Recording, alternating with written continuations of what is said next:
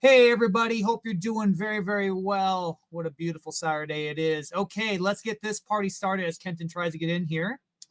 Guys, you guys know the drill. Let's talk about THORChain. So THORChain is a decentralized exchange that enables you to swap Bitcoin with thousands of other cryptocurrencies, all layer one native tokens. There are no bridges or wrap tokens used. It is all from your self-custodial wallet. There's no KYC on THORChain. KYC means kill your customer. We don't do that. It's permissionless. THORChain's token is called Rune. That is spelled R-U-N-E. You do not need to buy or hold Rune in order to place a swap on THORChain. Very good design decision from us. However, the fees deducted from your swap are used to buy Rune, and this Rune is the yield that goes to your liquidity pools and nodes. So how it works, you maybe have an Ethereum to Bitcoin swap. All the fees needed for the intermediary gas transactions are taken from the starting asset, which would be ETH. There are no block rewards on THORChain. 100% of the yield is real. THORChain has another token called TCY. This token is kind of like a preferred stock. 10% of the protocol's revenue goes to these tokens. If you deposited crypto into savers or took out a loan on THORChain, make sure to claim your TCY token so you can start collecting this yield. There is no rush to do this, so make sure you understand what you're doing before you do it. And anyone can buy the TCY token as well. To swap on THORChain, go to thorchain.org, click on swap, and you will see all the wallets and websites that use THORChain, and you can choose the interface you want to use.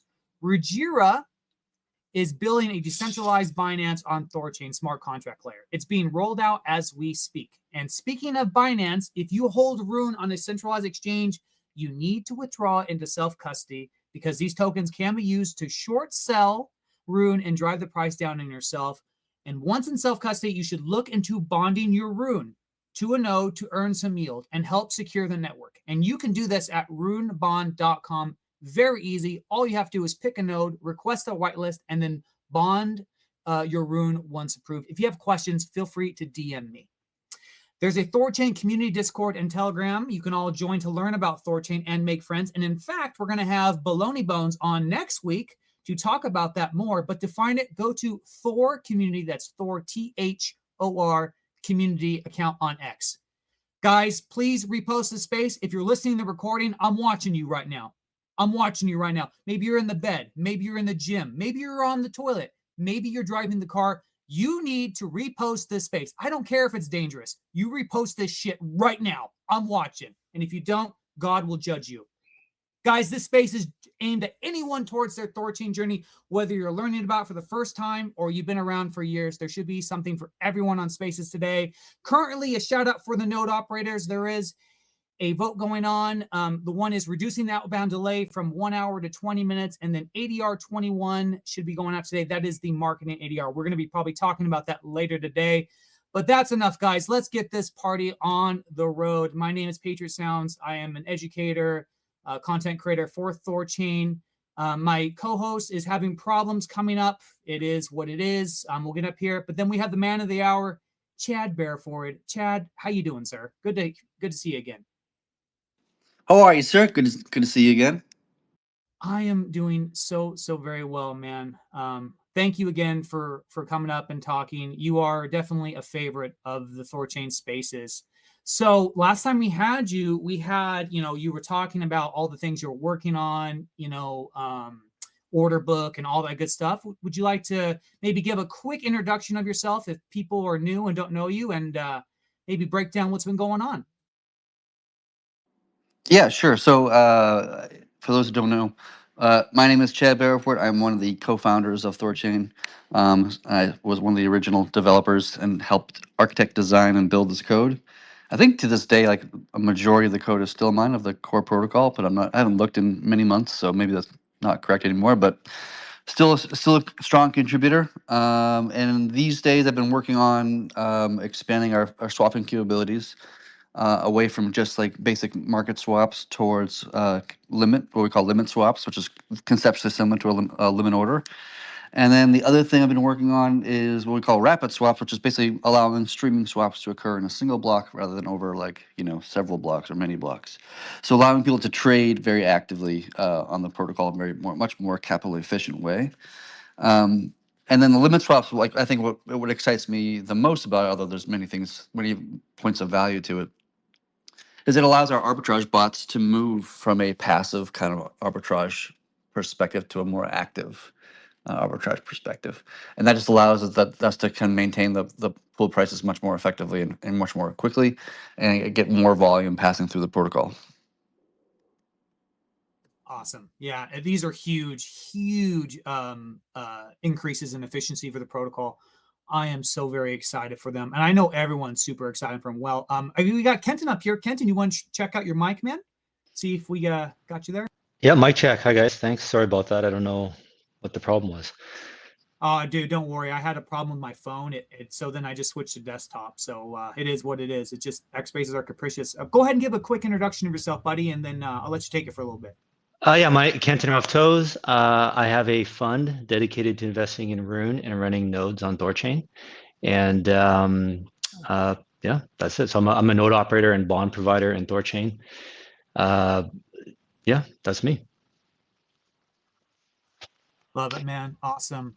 So yeah, I don't know if you had some for Chad, but he was just doing a brief recap on what's going on. Everyone always asks me like when. Are you able to say anything to that, Chad, right now? Because that's all I get asked all the time. Yeah, so the limit swap code is going to be part of 3.11. Well, it's already majority of it's actually already in the code as of today, but there's a few more things to be added, which are in 3.11. There's a couple like kind of more like finishing touches I still need to work on, but the main meat of it is already kind of there. It'll be part of 3.11. Rapid swaps will probably also be in 3.11 as well, which will come out in a few weeks onto the main protocol. We can start taking votes or whatever to enable those features. So it's getting rather close.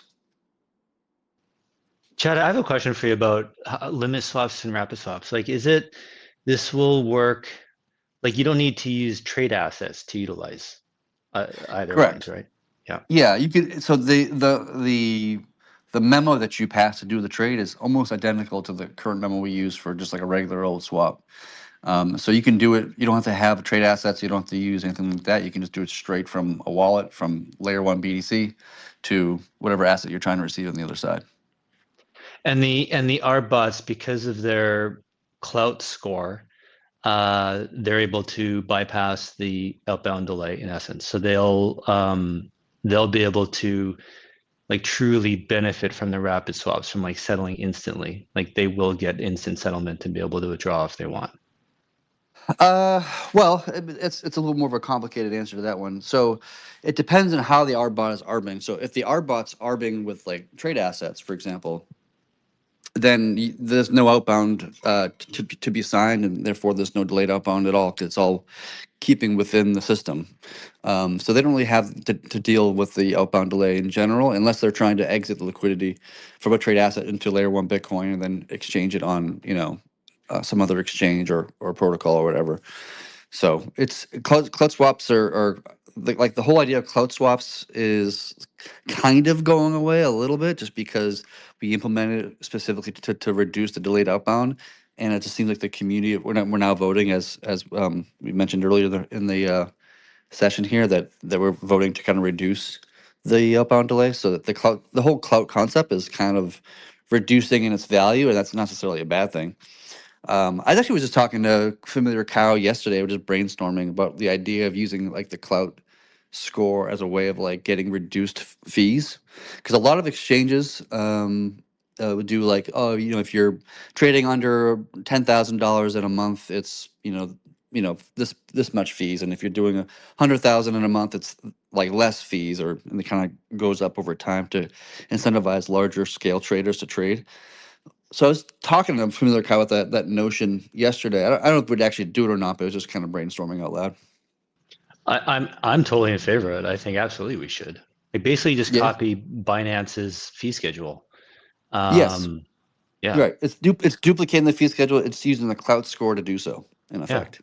Yeah. Because we don't have KYC, right? So we can't like KYC people and apply it to the KYC. So we have to do it based upon like wallet address, in effect. Yeah. And then like, what about the idea of like, so referring to Binance's fee schedule, for example, not only do they do it by volume, but they also pair it with how much BNB tokens you own. What Yeah. about that? How much Rune tokens that address owns would also help get you a lower fee. Yeah, that gets a little bit more complicated because most of the swaps are like going from like Bitcoin to like USDC, for example, and so there's no rune, in the no rune address with these, so it becomes a little bit more difficult in those scenarios. But I'm open to that. I'm open to exploring it and hearing ideas and kind of playing with the idea and seeing what we can do to kind of strengthen the protocol. I mean, kind of the point of like the whole clout score in this context is that, at least in my mind, was that like if you get less fees as you trade on THORChain, it kind of causes traders to be kind of locked into the THORChain community, right? Instead of being drawn by other competitors. This is exactly what happens. This is why they do like that free trial stuff that you ever go on some website and sign up for like a 14-day free trial and all this kind of thing. The reason why that works so well, so effectively, is that you spend 14 days like getting to know the software, configuring it to your specification, and then after a while you've invested a lot of your time and a lot of your energy into this free trial. So when the free trial's up and they want to charge you like $15 for the service, you're more likely to say yes to that than you are on day one. More likely to say yes on day 14 versus day one. And so this conceptually could be a little bit similar in the sense that the more people trade on THORChain, the better of a discount you effectively get.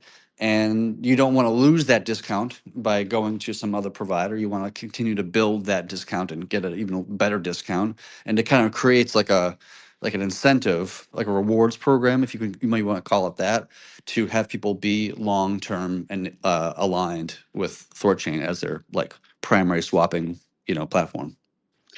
Makes perfect sense. So like how you just said, if somebody swaps like Bitcoin for Tether, there's no Rune address associated. Well, doesn't the Clout score follow a Rune address?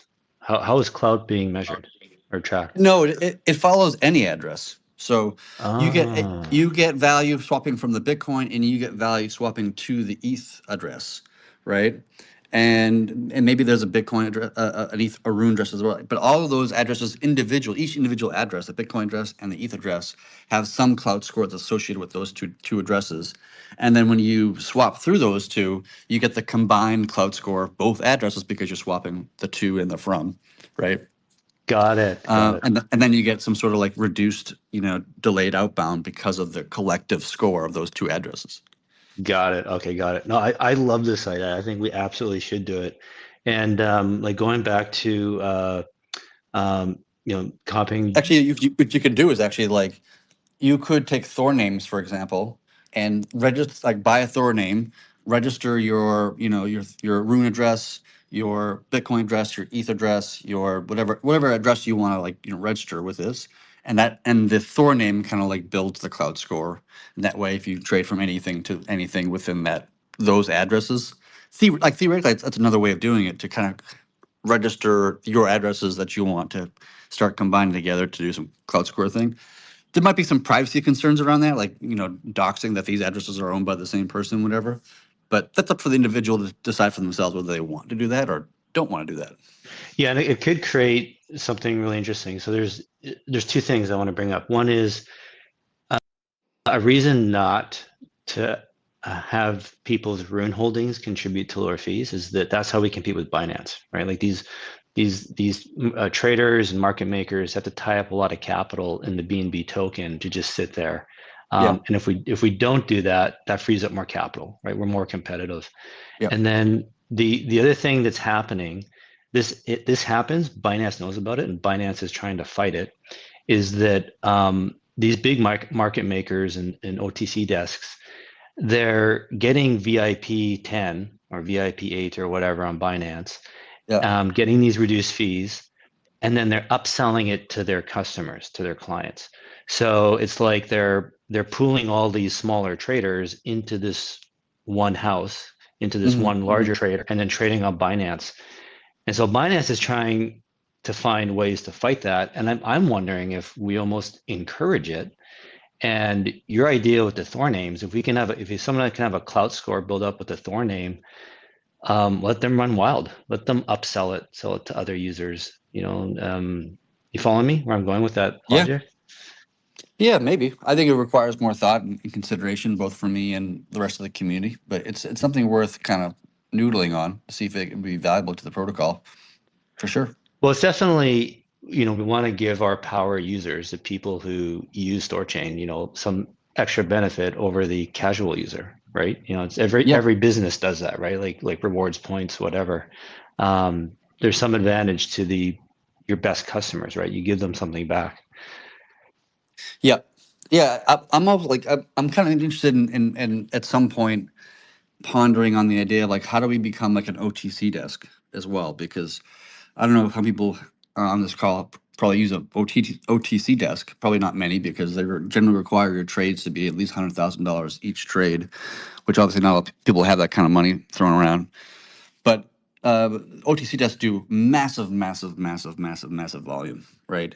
And they basically work as oftentimes you have a communication with some person at like Kraken or Coinbase or something like this, Binance, and you have like a DM with them through like Signal or WhatsApp or something like this, and you say, "Hey, I want to do a trade," and they say, "Okay, what do you want to do?" "I want to sell, Bitcoin into USD," and they give you some sort of quote that's locked in for, I don't know, 5 minutes, 10 minutes, 15, whatever the hell the number is, and then you execute the trade, and you get a very reduced, fee, and a kind of a easier interaction in some ways.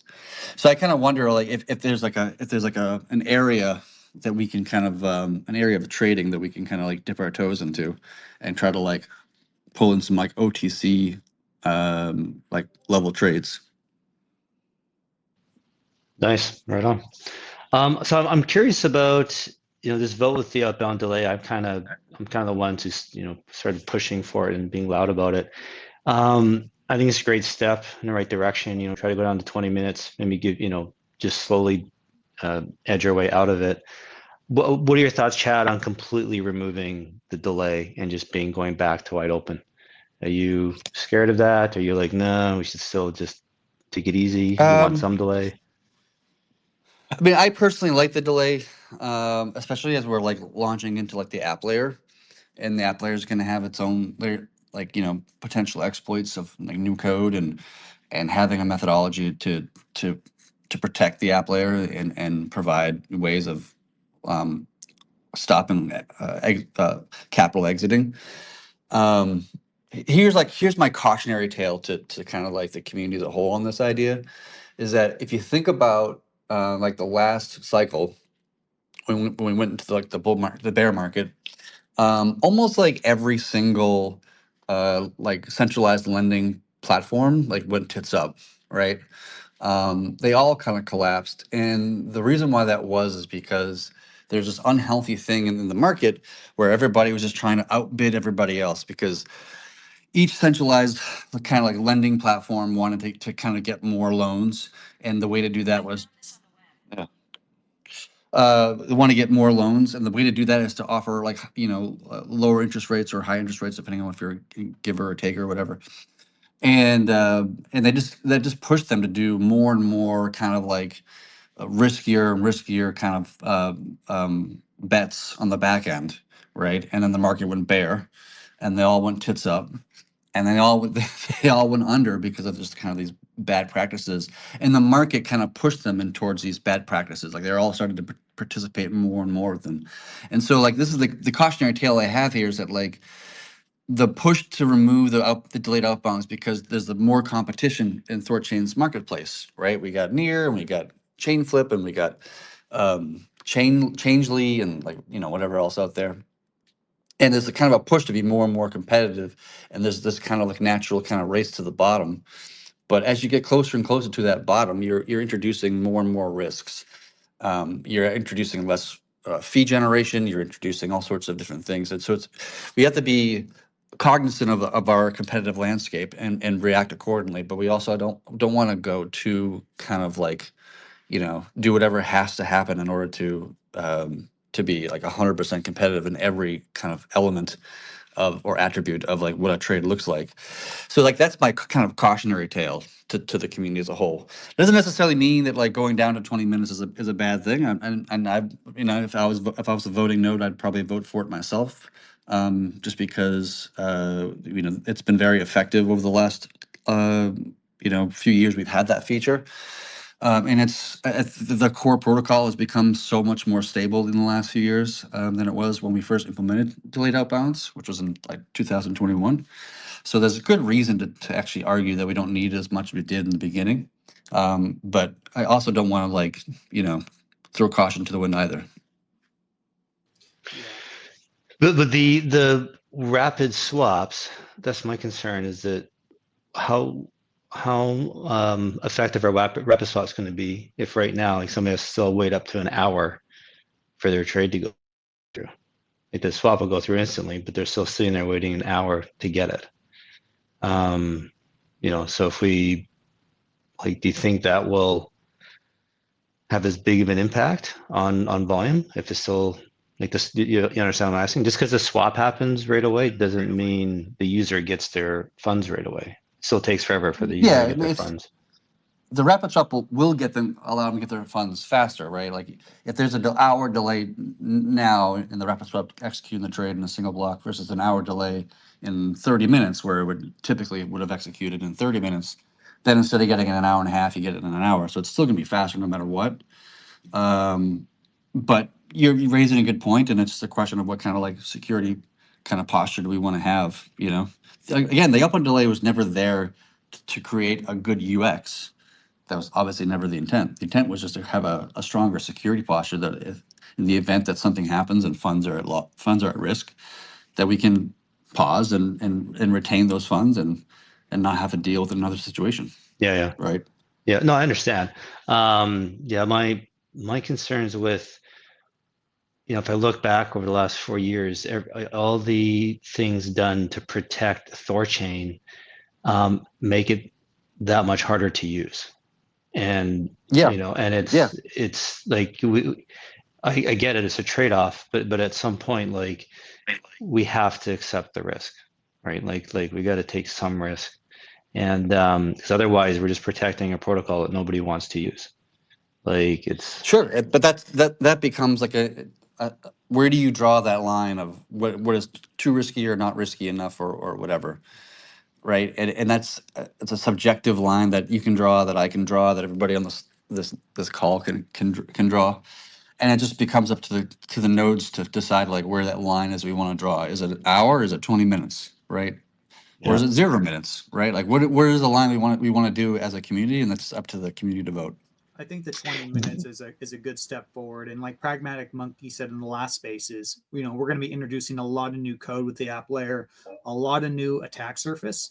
You know, I'm confident in their abilities, but you know, shit happens. So I am partial to both your argument, but I think 20 minutes is definitely, I mean, we're reducing it by 66%. So I think that's a good step in the right direction. Yeah. Yeah, I'd be curious to see what actually happens as a result of this. So, like, if we pay attention to, you know, the volume, whatever, and does this actually mean more volume to the protocol, or does it not mean like any more volume? Like when we get these like kind of APIs, like SwapKit, for example, that kind of quote a bunch of different protocols, THORChain included, and then they pick one and they trade. Like, how much does the length of the trade, the time of the trade, really matter? I don't know. I guess we'll find out. It definitely matters because I can tell you I've definitely avoided THORChain because I don't want to wait. So that's it too. So you know how many people are not trading on THORChain because they don't want to wait, or they trade once and like what's taking so long, and then they don't want to do it again. It's definitely a factor. Time is a huge factor, especially in today's world. Time is everything. Like how often you go to a website, if it doesn't load within 2 seconds, you're gone, right? Like, Yeah. it's time is huge. I would argue even more important than price. I mean, how many times in your life have you paid a premium to get things done faster? So time is huge in today's world. Yeah, no, that's a fair statement, and we should just pay attention to the results of this kind of experiment. We're going to reduce delayed outbound. let's see what the data tells us. Yeah. And that's that's the way to go at it. Yeah.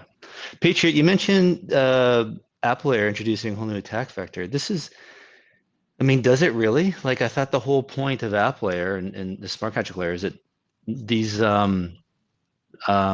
like Apple Air can't do anything different than you and I can do, than just a regular user. It's just automating a person or the ability to interact with THORChain. Like, there's no new, like, there's no real change in the code.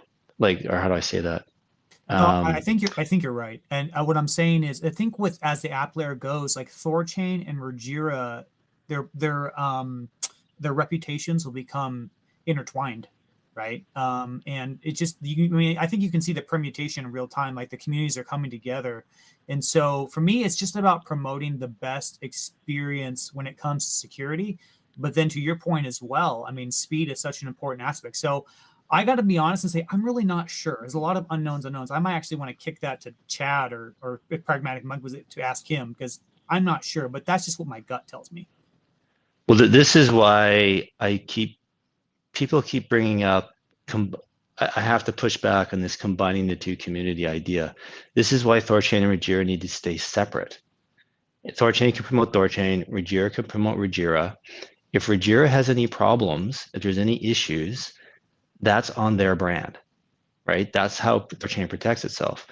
Then we can be isolated from that and not take it on, right? So, That's fair, but you got to remember the interface. If we start offering these primitives on the app layer with a THORChain skin, then also that may just have, I don't know, that might, I mean, right? Like I think that's the goal on the front end is, we'll have perps, we'll have this, and it'll be called THORChain, but really it's Regira. And to your point, people won't be able to distinguish the difference. I'm really not sure, Kenton. I'm just gonna be honest with you. I don't really have a hard stance on this. Something I think about a lot, though.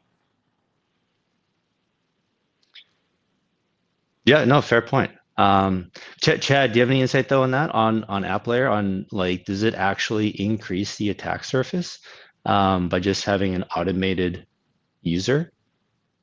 That's a little bit of a complicated answer. So the short answer is no, because it doesn't really have any additional access or capabilities to the base layer than what you or I have as people. It's still using deposit, statements and whatever else, like the same as anybody else. But of course, it has its own individual kind of attack surface. So there could be a software bug in the COSM WASM Rust contract that's being written or whatever that has some sort of possible exploit or something like that. And that could be exploited, and some trade assets that were locked into that particular DApp are kind of exposed and released, and then they're tried to exit into layer one Bitcoin or whatever the hell it is. Like the core protocol doesn't really have any additional risk to it really, to its bonds or to its LPs or whatnot. At least not to my knowledge. But it does have its own independent risk separate from the core protocol, where its funds could be lost, theoretically. Yeah, like the Ruji pools and stuff, and like the perps, like the Ruji platform. pools, for example, Yeah. and like the perps and the Bitcoin backed stablecoin, like all those things can have its own risk of collapse or risk of exploit or risk of whatever that's separate from the base layer, but it doesn't put rune holders at risk to my knowledge, or anything like that. Gotcha. I want to ask you about limit swaps. So will the front ends have to do like a lot of work to support them, and have their users be able to enter limit swaps and cancel their limits? Yeah. It's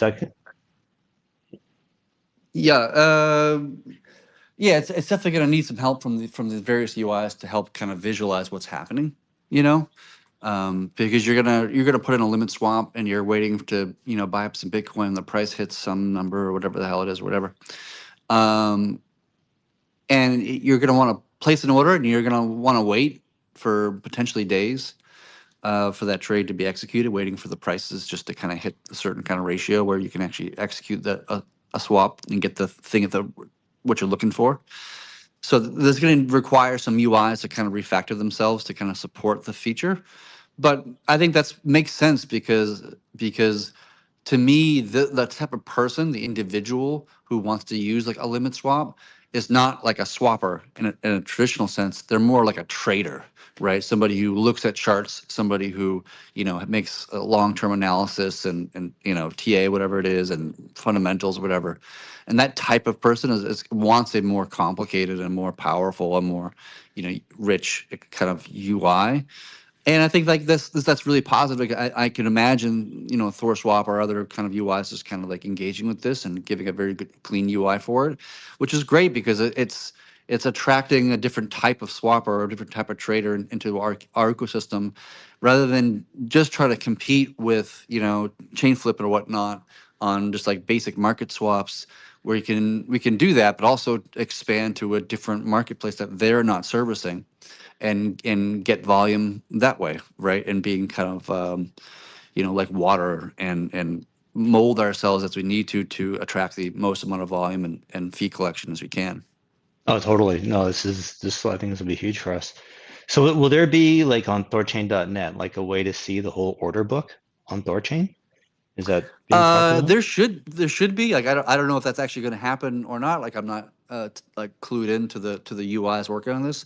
I'm just trying to get the feature off the ground and Yeah. and then let the whatever UIs, whether it be THORChain.net or whomever that wants to kind of engage in this particular feature and offer, you know, looking at order books and seeing how much liquidity is waiting to be executed in one direction or the other, or what have you. I know that like the app layer will probably be using this feature themselves to some degree, and also market swaps as well. So like they'll all kind of plug into that to some variation or some amount. But it's up to the different UIs to decide what they want to do. And like we were talking before, you and I, Kenton, about like a THORChain official UI, a swapping UI, right? That's be part of like the memoless world, and whether this is included in that is another discussion to be had and debated. Cool.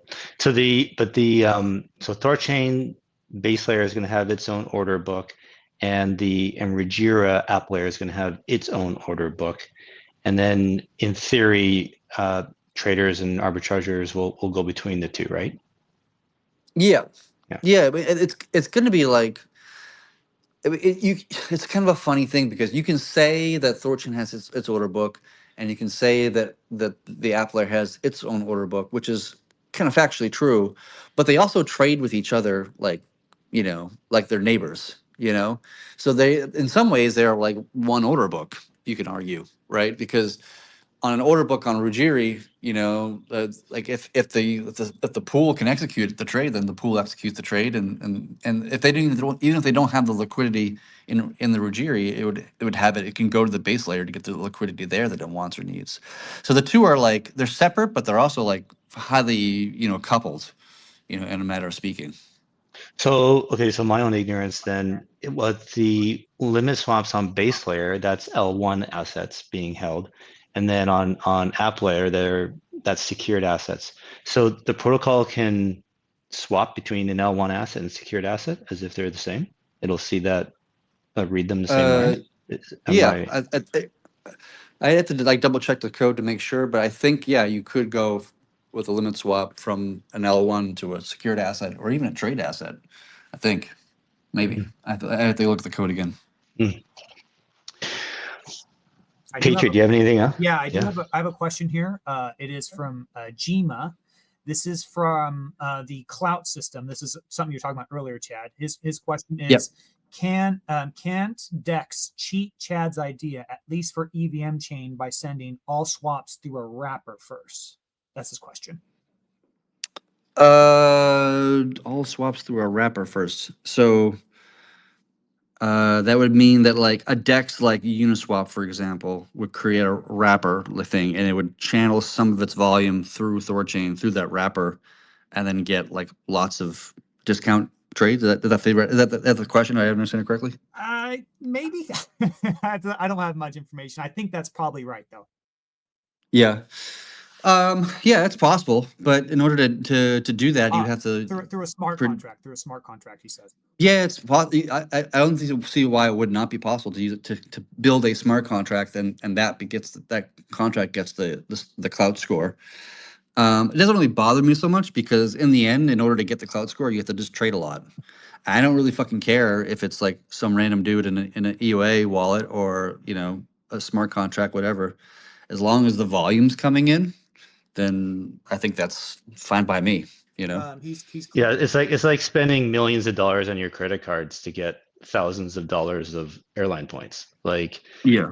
you, you're you got to spend so much money, right? Yeah. So Yeah. he's To be fair, it depends on like the configuration of that cloud score. Like, how much trading do you need to have before you get what kind of discount? And that kind of ratio right there would probably matter, right? Like, because if you just did like, if you trade $10, you get like 90% off on your fees.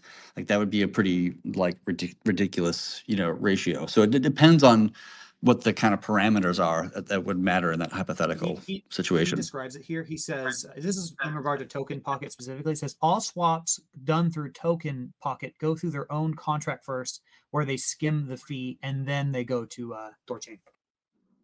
Yeah. It theoretically would be that's how it would work in that scenario. That's probably how it's working right now in that scenario. Like, there's probably very little outbound delay out of that particular smart contract, because it's using the same cloud score.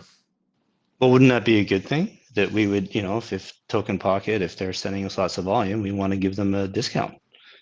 Well, it depends on how you want to look at it. So to argue for the question per person prompting the question, to argue from their perspective, like, well, we don't want everybody get access to this discount. We want people who like earned.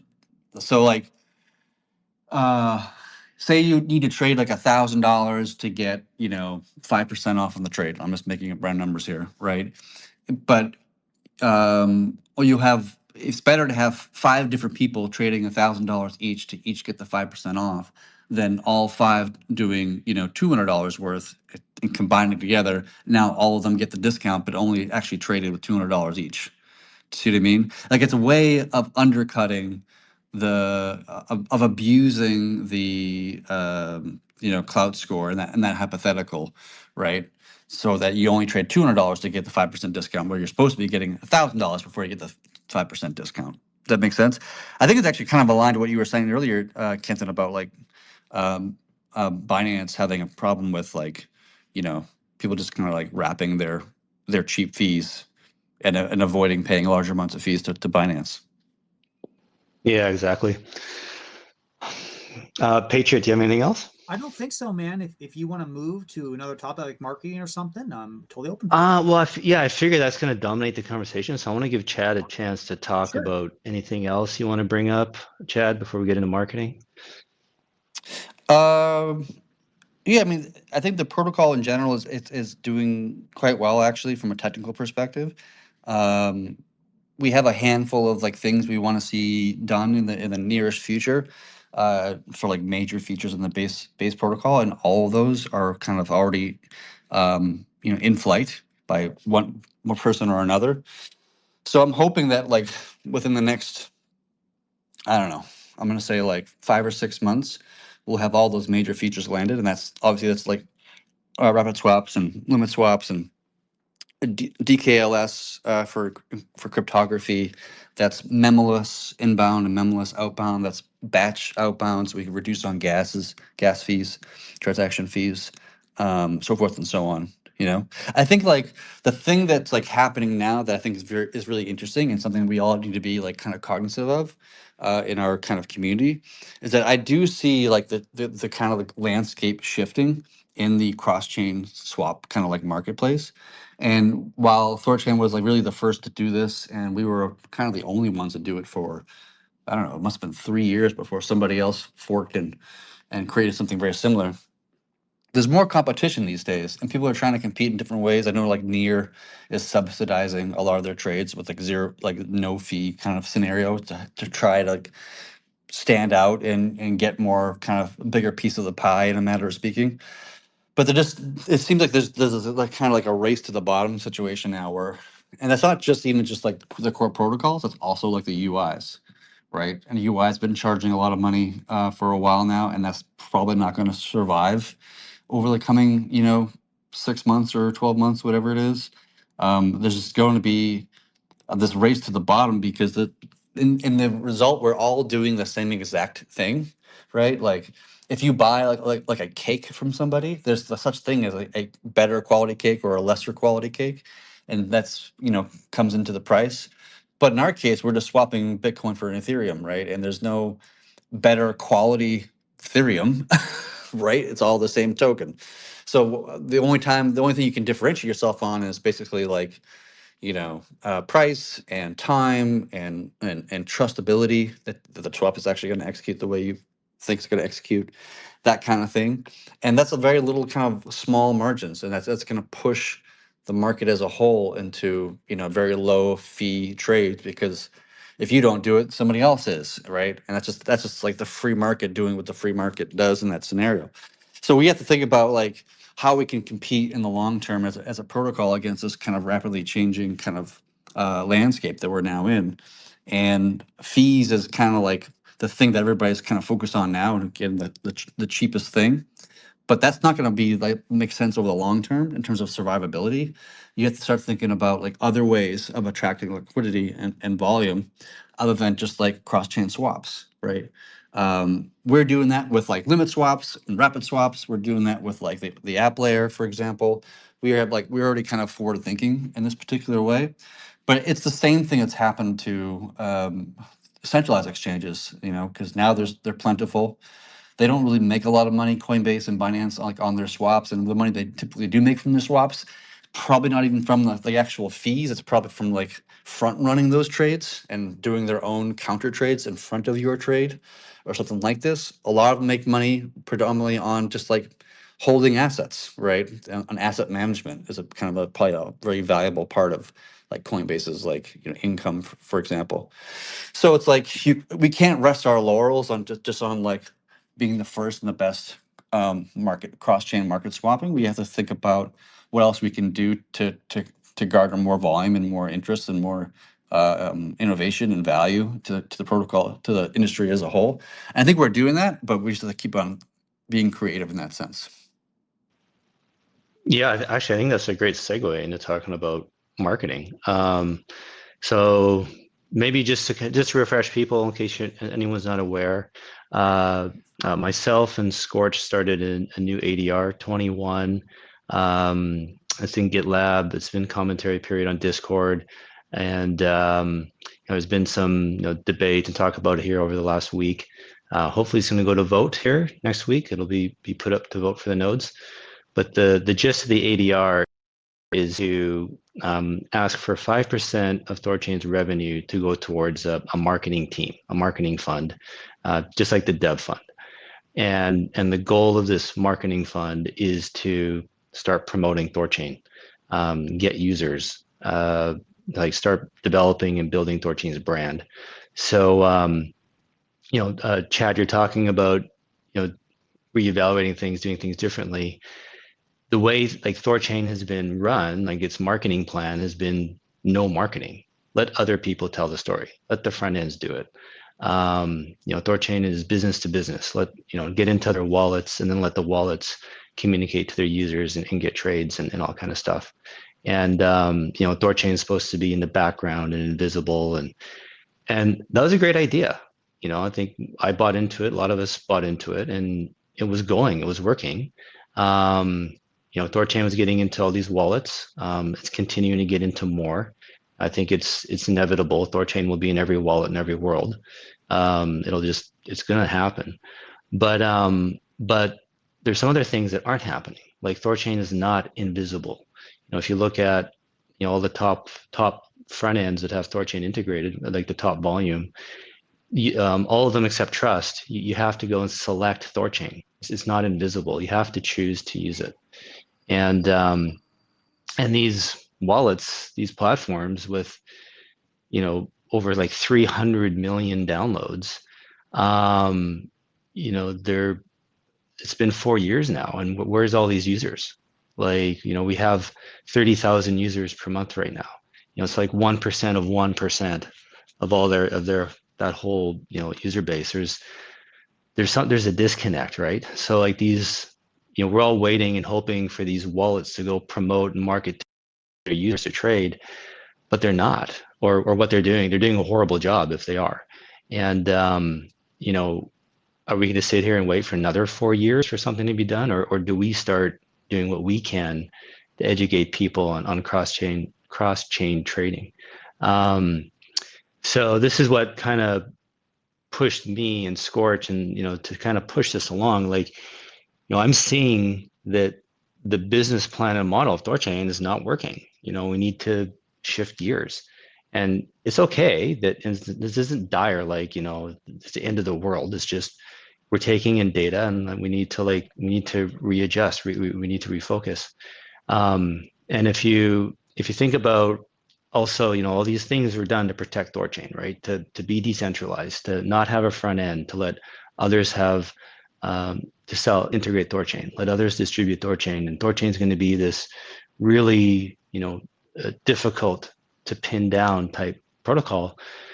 Well, if it's difficult to pin down by regulators and big brother, it's also difficult for people to use, and that's kind of what's happened. And we've had this decentralized distribution of THORChain. We've also created this decentralized distribution of our competition as well.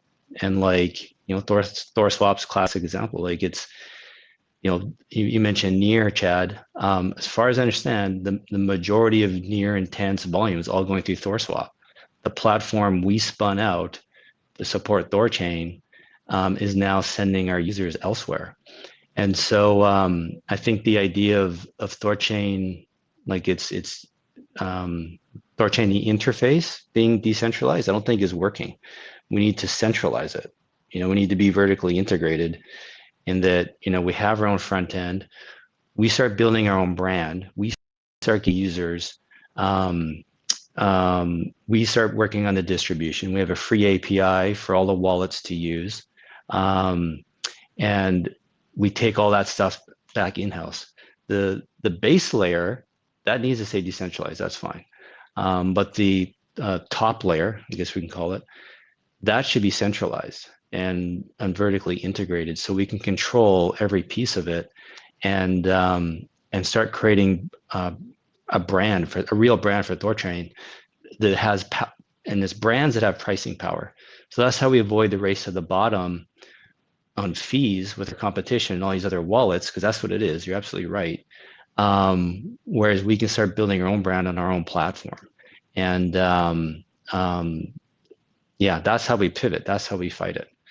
We'll stop there. See if you guys have any comments or questions. So to give a little bit of like historical context, as somebody's been in the project from the beginning, when we were like me and JP in the very beginning of this thing, we were both living in Melbourne, Australia at the time, writing the code before we even launched, before any of these things, like super early.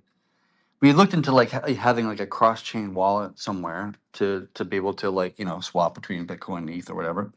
And like there really wasn't much out there for cross-chain wallets, and if there was, it was like closed source, so it wasn't like great for us to work with for obvious reasons. And that's partially what we wanted to do, is like, oh, it was an opportunity here to not only create a cross-chain swapping protocol, but also like an open source, freely available like wallet. And that's kind of what BepSwap was in the early. BepSwap is like the precursor to what we call THORSwap today. And it made sense at the time, and we were like kind of highly aligned for a long time there. But over time, as more competitors came into the space, we proved that this can work. This cross-chain swapping idea can work, and eventually, other people wanted to kind of get a piece of what we were cooking, and more competitors came in, and it makes sense for THORSwap. Like THORSwap started to send volume to like Near or whatever, and I don't want to sound like I'm criticizing them, because I'm not, but like they were also just responding to the market conditions, right? Because if they didn't actually engage with multiple swap choices, then their competitors would have, and then maybe they would have lost out to their competitors, and that was like a choice that they made, and not necessarily a bad one. I don't criticize them for making that particular choice, but they're also like charging a bunch of fees, but to do so, like, 25 bips or whatever hell the number of bips that THORSwap charges. And that's just like, that's also like, as there's more competition, that's going to become a problem, for the market as well, right? And so you run into this kind of interesting problem of like, well, there wasn't really anything for cross-chain wallets to begin with, so THORChain created it, and we kind of made it possible for this whole world to fucking exist to begin with. But as soon as there was more competition in the market, it created kind of the lines of like, being vertically integrated, to use Kenton's words, as it was before, kind of broke down, right? So building a new UI that allows us to like do swaps, whatever that's official to THORChain, that'll have some good value to it. I'm really excited to see that come out, and especially if it comes out and only has like either a 0 bip or a 1 bip fee instead of like the 25 bips or whatever the hell it is that THORSwap and other people utilize. Like, that will just drive a lot of volume towards us, because now it's like it's cheaper to swap on THORChain than it is on Near, even though Near is not having any fees, right? Because you still have to pay the THORSwap, 25 bips, which is a lot, because on THORChain you only do 5 bips for the actual fees, right? So it's just like it's going to create more competition. It's going to force THORSwap to also shift their position as well and create more competition in the market. So it makes sense. We have to do this for ourselves in order to give us like the best chance, right? And offer like the best quality of service. And we should create our own UI that is, 1 bip or very small fees, and just have the most of the fees being taken out to the core protocol. Yeah, exactly. Like the biggest, everyone keeps criticizing THORChain to, get better quotes. It's like, all right, well, we're getting our own front end. It's gonna have way better quotes than every other front end. So Yeah. there you go. And it doesn't mean we shouldn't still. I always feel like too many people always think it's like an either or question. Like THORChain should still be working on getting good quotes in its other, in general, right, on these other platforms, right, and have its own feeless front end, right? It's not like, Yep. we have a feeless front end and then we just stop worrying about the quality of our quotes. No, we still want to be competitive. We still want to compete and make those as best as possible. Yep. Yeah. So okay. The other thing is too, like, a lot of people, THORChain was built out of during in a hostile regulatory environment, right? Where, people are getting debanked, if you're in crypto, it's kind of a badge of honor, I guess, if you've been debanked in crypto, and projects are getting blackballed, all that kind of stuff. It's hard to get, we're, governments around the world basically are against us. And it's done on 180. Like, we're in a completely different regulatory environment right now where it's friendly. And Yeah. I just posted something the other day on Twitter that the DOJ said they're not going to go after developers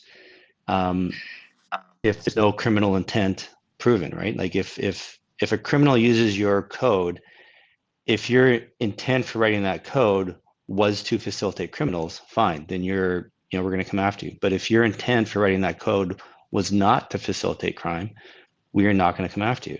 And like, that's a huge, like, hey guys, we're not doing anything wrong here. Yep. You should get more comfortable, because that was part of the reason for, THORChain being as decentralized as possible, so we don't get shut down. And you guys have to think about the bigger picture here, like the second and third and fourth order effects of this is like, everyone's talking about institutions and big money coming in, and 401ks, all this like trillions of dollars going to start buying crypto. They're not going to buy anything that they think is regulatory, like against the regulators, like or uncompliant or whatever. And so if THORChain's position is that, well, we don't want our own front end and we don't want to market it because we're scared of getting in trouble from the regulators, no institutional investor is going to want to invest in THORChain. Like, they want to know what we're doing is legitimate, and it is, right? And so, having our own front end and promoting it is totally fine. It's safe. You're not doing anything wrong. The front end will have a blacklist. We will do that. That's how we protect ourselves, right? That's how we, we're playing the game. We're trying to do right. the base layer is where there's no censorship, right? And that's what stays decentralized and free from any intrusion. But the top layer, we can play the centralized game. We can do that, and I think we can do a really good job at it, and we can do it totally safe, totally fine, and compete. We just have to do it, right? Like we just have to put ourselves out there. I got something to say here, and this goes to what you're saying, Kenton. So I've had some people step up yesterday, and we've done stuff like this before, but I think it's the real deal now, especially with once ADR21 gets approved, assuming it does. I don't think it won't be. It's gonna be marketing time, right? So I had someone come into the THORChain community Telegram and basically talk about marketing, and they said, I want to help. They're not expecting any compensation whatsoever. And then I had another person say it, right? And so we started chit-chatting in the Telegram, and this is what we came up with, and I think this is a great idea. If you are listening to this live or the recording, and you are really excited for ADR21 and you want to help Kenton or just marketing in general, please come over to the THORChain Telegram and tag me. And if I know who you are, because I know a lot of people, I don't want to do any scammers, obviously. I will give you a marketing mod tag, okay? And this is going to be great. So what we want to do then is be adjacent and supplementary to Kenton and Scorch's and anyone else's attempts to market. So if Kenton tries to market something, you definitely can help that, but also take it upon yourself to do something of your own fruition to also market as well. So on the THORChain community, the people with the marketing tags, I'm going to let you talk about marketing strategies, whatever you want to do. And this will be great. So if anyone wants to come in there, please tag me. I will give you a marketing mod tag, and let's get this done. Additionally, there is a separate group on Telegram. You can't just join it. There's an amplifier group. And there's about 180, 190 people in there, if I remember correctly. And this group is specifically for posting links. We don't like to do chit chat there. We don't, we want to have all signal, very minimal noise if we can help it. Okay. So between the THORChain Telegram community channel and the amplifier group, we want to engage in marketing. So again, I shout to anyone, if you are excited, if you want to work for your badge, just like me and the other people in Telegram, go to the Telegram chat right now, tag me, say, hey, Patriot Sounds, I want to help with marketing. I'll give you a marketing tag.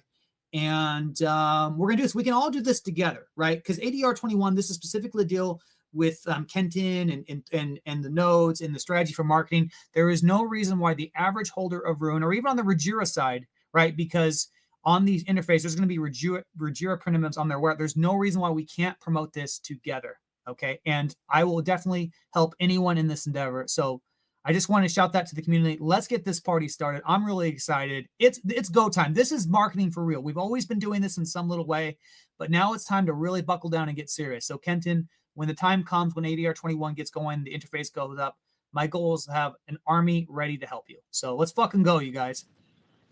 Thanks, man. That's great. And you're right. Like I've had people in my DMs, like pros at SEO and pay-per-click, like, hey, I can help. I want to do it for free.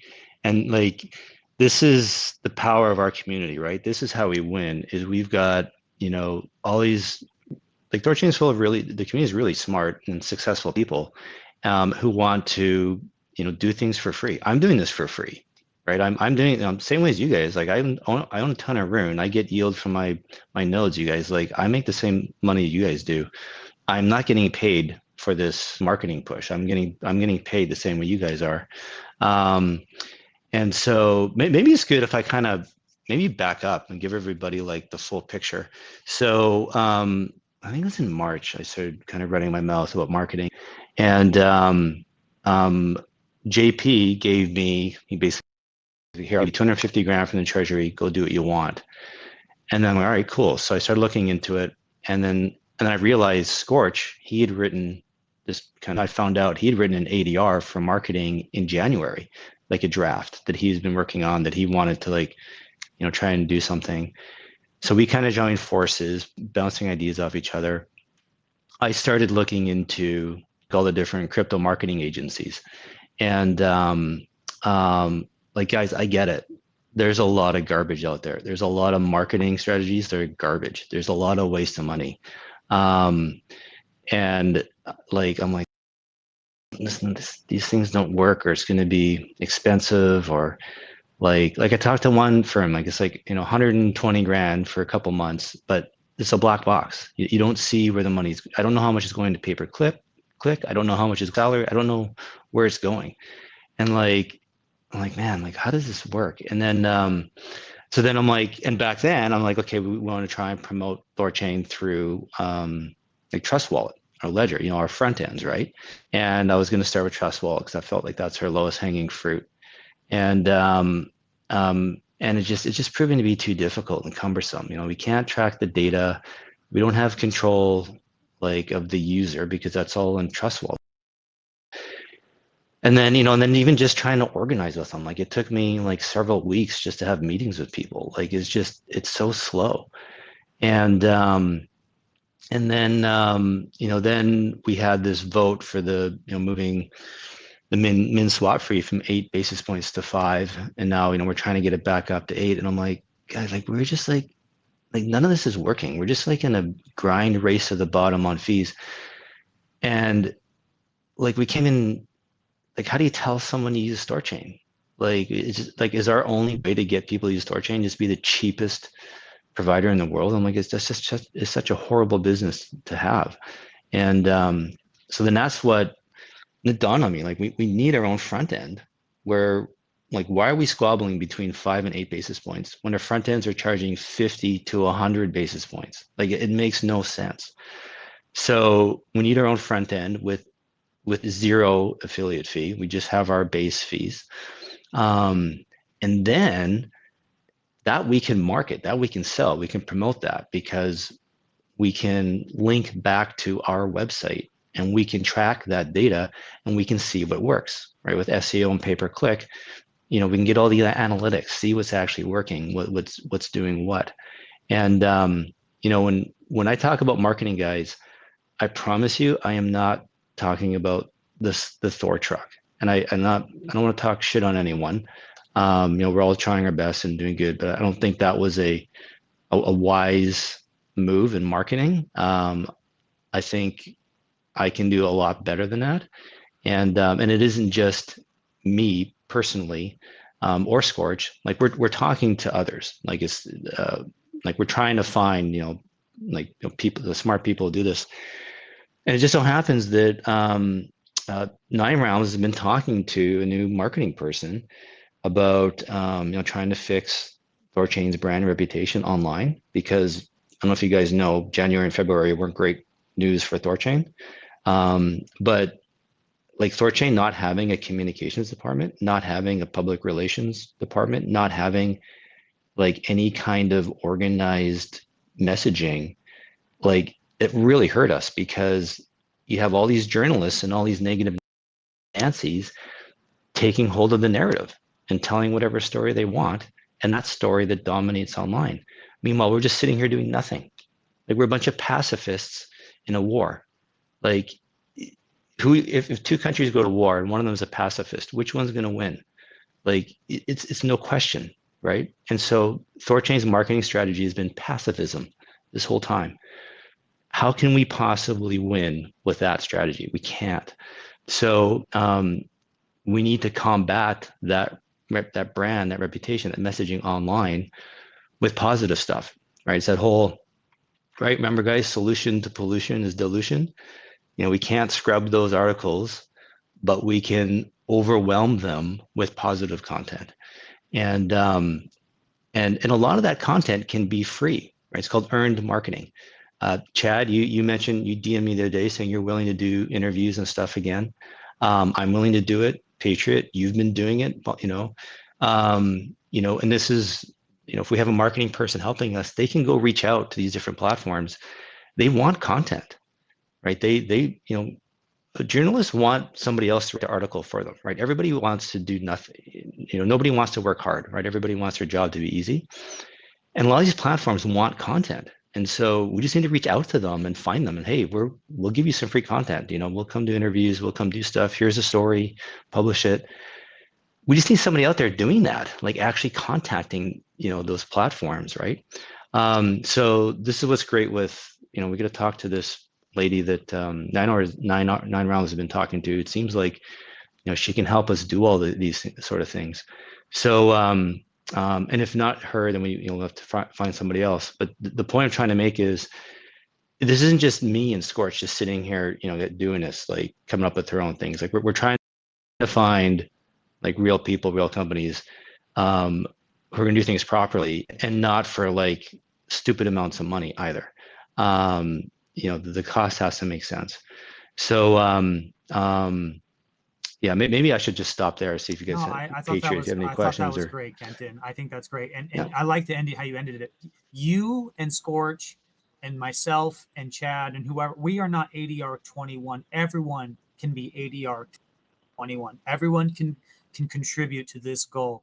And to Chad, I mean, the story of THORChain is one of it's extremely compelling. It is the classic story of the human condition: struggle, perseverance, determination, and pushing the idea of a free, emancipated world where children don't have to grow up under the same economic tyranny that we all grew up, where our purchasing power is being siphoned. In order to accomplish that goal, THORChain had to take risks. THORChain had to try to be innovative.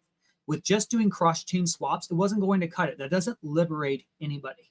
We had to try to build something like the app layer, which is why THORFi happened. It didn't work out. It is what it is. We don't apologize for that. We say, yeah, everything was open source. It was the code, and we gave it our best shot. And every failure that we had was an opportunity to learn. And in fact, when you think about THORChain, we actually have like a 99.99 correct success rate, where all the different code changes we made, all the different lines, it worked. It's just always the negative stuff is always what garners the most attention. But to your point, Kenton, the solution to pollution is dilution. We now all have the story of THORChain in our hearts and our minds. We have the history to back it up, and we need to tell this narrative of what THORChain, why it was born, and what it has done. We can tell this story together. So that's why I'm telling everybody, get in the THORChain Telegram and request a marketing if you believe in this, like I do, just like Kenton, just like Chad. And anyone and everyone can go in. And if you have the knowledge, go talk on spaces. I've been really hitting up the XRP spaces. And now THORChain and Rujira and App Layer and no KYC and permissionlessness, these are common vocabulary terms from them now. They just simply are not aware that we exist. But we can all change that together. So let's go. Let's get this done. Chad, do you have anything you want to add? Because this is your space. I want to, and I'm so glad that you supported ADR21, man. And I just feel so good. And for the first time ever, not the first time ever, excuse me. I just really feel good right now. I feel like THORChain is like light and healthy and springy. And I'm just so excited to get going, you guys. It feels so good. Yeah, I think for me, like I'm coming around to a more marketing approach that you guys are talking about, that Ken's talking about. I think my biggest concern about the marketing concept as it stands today is that we don't have enough capital investing into marketing to make it as effective as I would like to see it be, if I can make that argument. That's partially because fees are reduced on THORChain relative to like macro things, relative towards we have like we're no longer doing the emission anymore, and there's a whole bunch of reasons why yield is relatively low to its history. Room price is down, for example. And so this 5% that it's producing is producing some kind of money to help kind of fund this thing, and I'm not sure if it's going to be enough. Like I would like to see more capital goes towards this marketing effort. That's a little difficult in today's kind of market conditions, but I think that'll change over time, and we'll have more kind of capital towards Kenton and the efforts that he's trying to put together, and be even more successful than he's going to be with whatever little capital we start with. Actually, thanks for that, Chad, because I think it's been frustrating for me to try and get this through to people. Like 50 grand a month for you guys is nothing. Like that's water on a hot frying pan. Like it just evaporates. And like I still, even with the little bit of money, I do think we can stretch it out. I do think we can find something that works. But like it's going to work. It's just a matter of when. And the reason it's like marketing will work for us is because THORChain solves a real problem in the marketplace. Like we're not a solution in the search of a problem, right? Like how many times you guys have heard of like people in crypto, they don't know about THORChain. It's like, how does nobody know about us, right? And if we get, once people know about us and they finally figure out or understand what we do, like we are going to get more users and more volume. It's inevitable. We just have to reach people. We have to tell them. We have to make sure they find out. And so with this ADR, with marketing, my intention for it, my goal for it is that like this marketing becomes a permanent fixture in THORChain, just like the dev fund. It should never go away. What should be reviewed and questioned is me, Scorch, the person, we hire to help us manage this. The people involved, absolutely scrutinize us 100%. You don't have to wait a year to scrutinize me. If after a couple of months you're like, Kenton, out of here, fine. Guys, I do not make money off running this marketing fund. I make money off Rune going up and the nodes going up. So if someone can come in there who can drive users and volume to THORChain better than me, I will be the first person to step away. I have zero interest in getting in that person's way. There's no entrenchment here or ego. Like it doesn't make any sense. And that's why, like, so Scorch and I we're doing this for free. Shoot, I wanted to bring up something else. Oh, the money. Yeah. So like some people are like, let's try it for a couple of months, see how it goes. And it's like, that's kind of like saying just trying a cancer treatment for a couple of months and see how it goes. Like you keep doing whatever you need to do until you cure your cancer. And then once it's cured, you don't go back to the lifestyle that you had that got you cancer in the first place. You stick with the newer, healthier lifestyle. So like with marketing and sales, I don't know when it's going to kick in, when we're going to start, seeing the fruits of our labor. If it's going to take 2 months or 3 or 6 or 12, it's going to take a while. But there's the one thing we can start seeing right away is like if we're doing SEO and pay-per-click like that, we will be able to measure right away. But it's like, anyone who understands pay-per-click and pay-per-view, like you got to start out with like, a couple of grand a month type thing. Okay, is this working? Okay, then you start amping it up. All right, it's not working anymore. We dial back. Like it's a very iterative process, and it can take months before we find something that works. And meanwhile, we spent like 10, 20 grand a month, whatever, trying it. Like it's just how it goes. Like you can't. There's no other way to do it. But if we have a lot of smart people, a lot of engaged people with experience doing it, I'm confident we can figure something out. It's just a matter of time. And then the other thing is like our reputation, our brand. That's a little bit harder to measure, but that'll definitely take time. We can't fix THORChain reputation online in 3 months. Like anyone who says that is lying to you. It is just not possible. It's going to take time. And won't be obvious at first, but it should be obvious after a year or two. And anyone who's still stuck on this whole THORChain is business to business only and shouldn't be marketing to users. THORChain we're having some integrations or potential integrations hesitate because of the negative news on THORChain.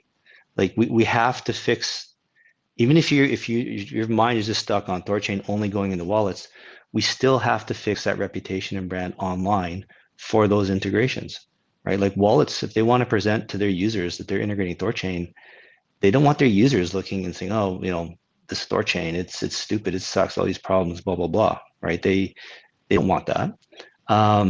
So like I posted Oracle the other day. Oracle is a business to business product.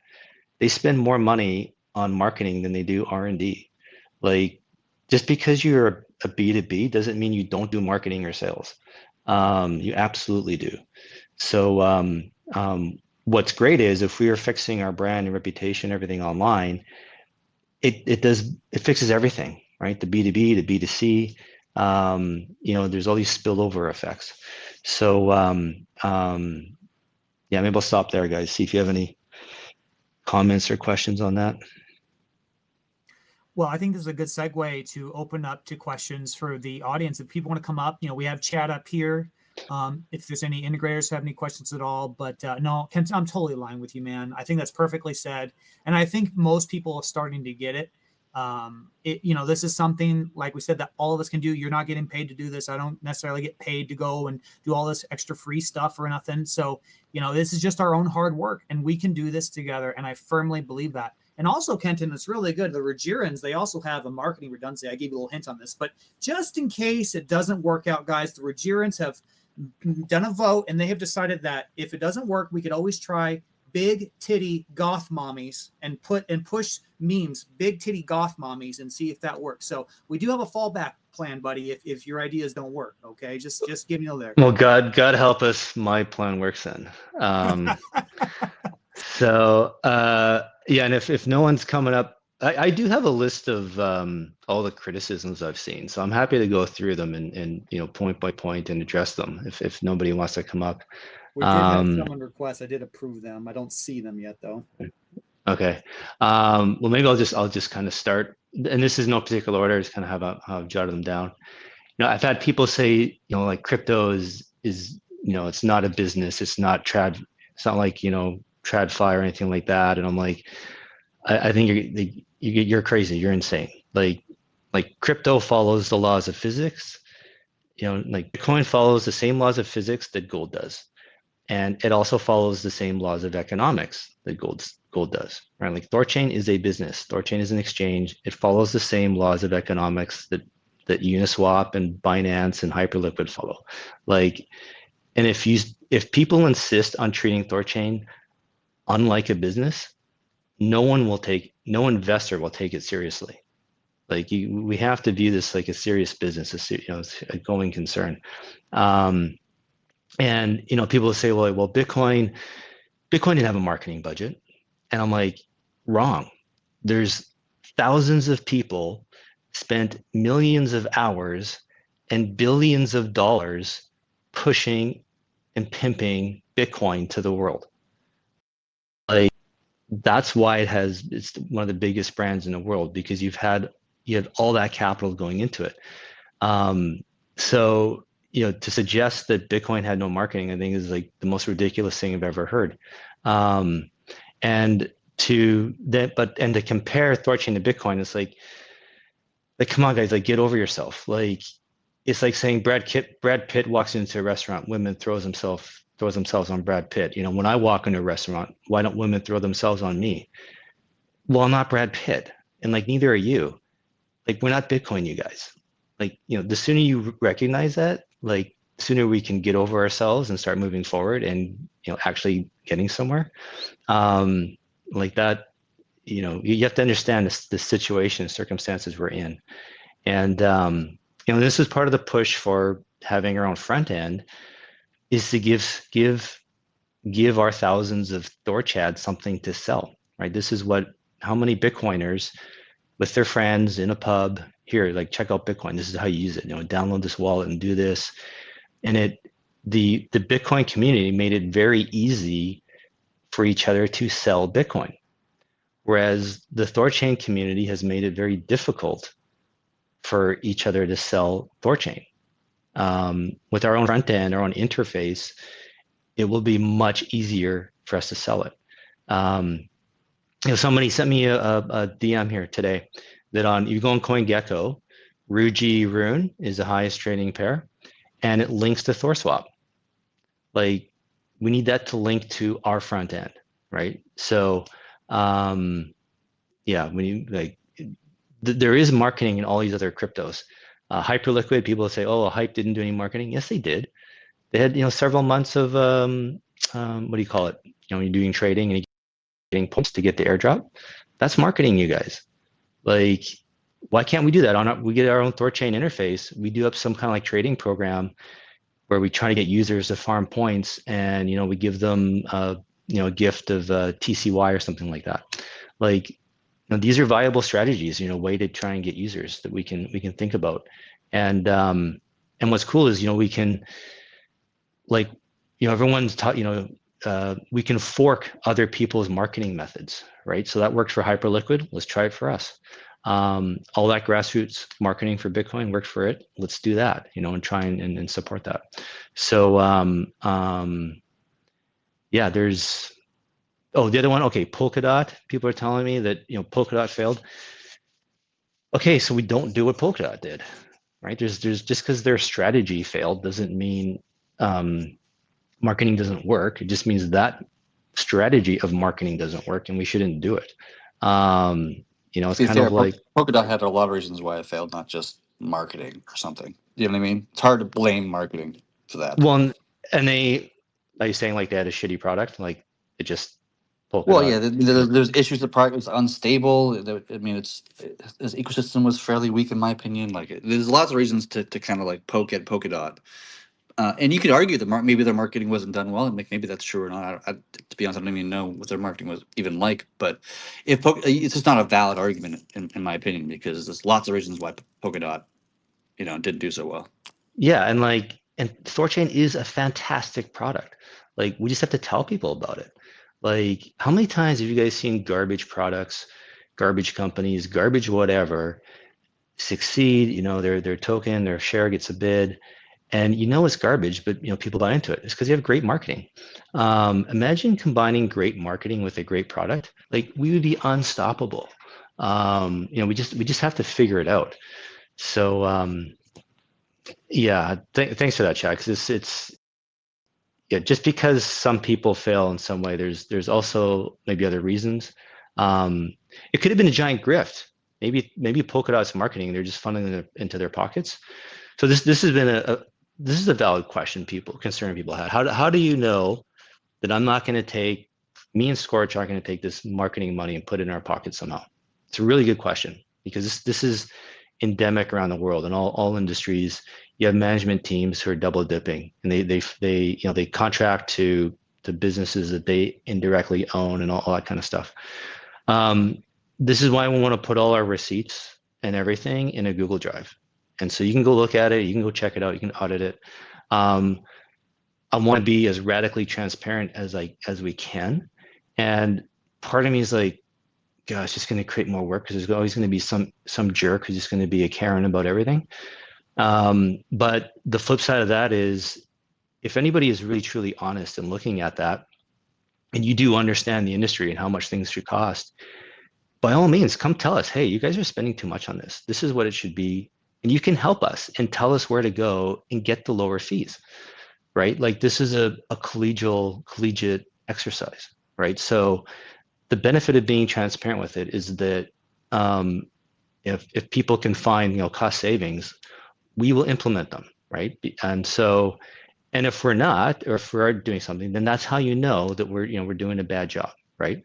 But that's the best way I can try and prove it to you guys, is that we'll be as transparent as possible. So in my experience, and we're going to get to the people who are on the stage. Thank you for joining up. In my experience, Kenton, don't let the loud voices carry much sway. When I talk to the numerous amount of people, because that's what I do, I manage the community in some ways. Honestly, it is overwhelming in support of ADR21. So yeah, I think people agree with you, man, 100%. And I think you've, especially all those threads that you posted talking about juxtaposing the marketing efforts of really successful companies and what they had to spend on it. I think you've made your argument, and I think people are pretty much locked up behind you. You're doing a great job. Okay, we got some people up here. Beats, I'm going to shorten it. Beats. Yeah. Hello, man. Hey, what do you got for us? Hi, everyone. Yeah, I have some question because, I think everybody agree with content on the importance of marketing, but the problem is, when I talk to other Tor guys, Tor Army guys, they are afraid about the change on the tokenomics. And can we talk more about the tokenomics and where you want to take the 5% for the marketing? You're talking about removing the burn? Is that specifically what you're talking about? Yeah. Great. Oh, do you want No, go ahead. to? No, you go ahead, brother. It's all you. A great question, man. Thanks for bringing it up. So Guys, I actually like the burn. I do think it's great marketing. So like that being said, but at the same time, I don't think the 5% burn is doing anything to support the room price. So I was like, well, why do I like it if that's the case? Like, because I understand the value of marketing. I understand that like a lot of people buy things for the wrong reasons, right? We don't care what reasons people are to buy Rune. We just want them to buy Rune, right? And so if we want to, if this 5% burn is what keeps a lot of people invested in THORChain and interested, I'm all for it. Let's keep it. I was just kind of like reading the tea leaves, like between lines and stuff, like online, Twitter and Discord. I was starting to get the sense that a lot of people were against the burn and weren't liking it and wanted to get rid of it. And so for me, because I'm like I want this marketing 5% to go through. I'm like, okay, how can I do it with the least impact, or how do I sell it to the community? And so I was thinking, well, maybe there's a lot of people that want to get rid of the burn, so we can end the 5% burn and move that to marketing, and then there's no change in the yield going to nodes and pools. So it's like a cost neutral way to do it. If the community is saying, Kenton, we love the burn, we want to keep it, and we're more than happy to do another 5% for marketing, and have that another 5% reduction on nodes to pools, I am too. I'm totally cool with it. Like, let's do it. My goal is just to get this 5% going to marketing. I'm not worried about where it comes from, because I think the numbers are so low right now. It's not gonna materially affect anything. So I'm just trying to sell this to the community, right? So I'm not against and like, I'm happy to keep the burn. If everybody else is, fine, let's do it. Let's keep it. So I'm trying to, I don't know. I need the community to tell me, you guys, what everybody wants. Yeah, in my opinion, I actually wouldn't mind dropping the burn and then just giving the burn to marketing. To be honest, I'm fine with that. Like, to be honest, I was never really for the burn. I was never really for removing emissions either, personally. But the community voted. So I'd prefer to see the burn, just redirected to marketing personally. Yeah. I think, Beats, are you there? Did we lose him? I'm sorry. What's that? Kenton, can you hear me? Did we lose? I can hear you. Did we lose Beats? No, I'm here. Sorry. Yeah, you prefer the redirecting the 5% Patriot, but are you a node operator? No. To be clear, I don't care either way. I'm fine. My opinion is the same as Kenton. Whether if people want to just do a straight transfer of 5%, remove the burn, or if they want to do an additional 5%, keep the burn and 5% marketing, I am agnostic either way. The important thing for me is getting marketing started. That is my important thing. But real quick, Beats, Okay. we have a lot of speakers that have joined up, so I want to make sure we move through. Because people might be, we'll definitely come back to you. Don't worry if you want. Okay, the next one was More Better You. What do you got for us? Go ahead and check your mic. Hi guys, can you hear me? Yes, can hear you just fine. Yeah. So regarding the burn, I feel that the 5% burn on a daily basis doesn't really make much noise. Doesn't make any difference. Maybe we should have like make it an event, like a quarterly event and we can have, now that we have an official marketing campaign being planned, we could have a drum beat going leading up to the event. That would make a more of an impact, I feel. Yeah.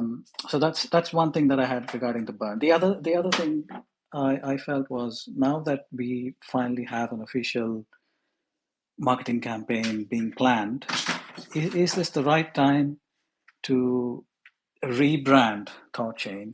And maybe I had an idea, like if we rebrand it to like something like RuneChain, and we have runeswap.com, and then we have runebond.com, and we have Rujira as the app layer. We have one unified message to promote, and we put behind us, all the negative baggage that the Thor branding has carried.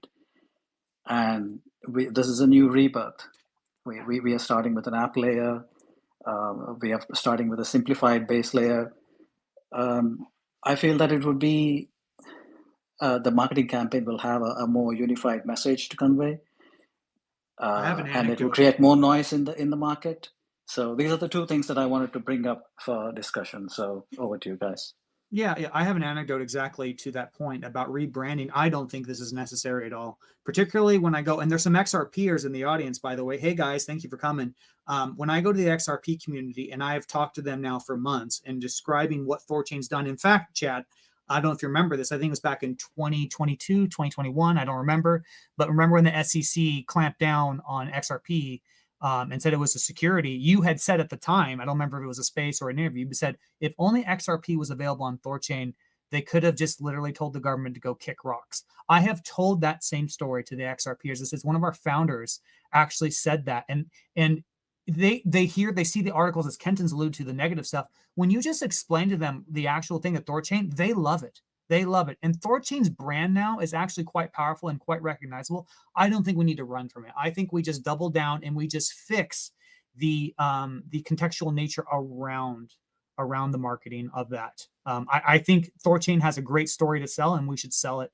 And so, yeah, I don't know if Kenton, you want to comment anything. Other than that, I'm going to go to another speaker. Yeah, I can comment. Well, first off, this is I would like to talk to this about an actual professional to get their views. But my thoughts are no for a couple of reasons. One is just cost and time.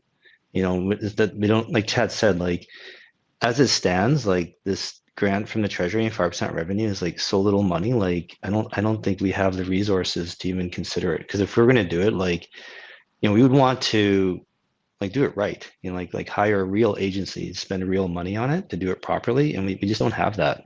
And you know, part of my impetus for like trying to push this front end through now and get this marketing done now is like I'm convinced we're entering a new bull market here, guys. Like an altcoin bull market this fall. It's going to start, and you know we need to do stuff now.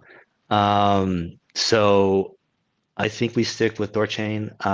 I think, you know, my view is that like even people who are like have become disenfranchised with THORChain over the years still pay attention to it. You know, there's still, I think, you know, people once you understand and get THORChain, like there's no unseeing it. You know, you get it. So I think there's still a lot of value in the brand there. And then also, you know, what have we been?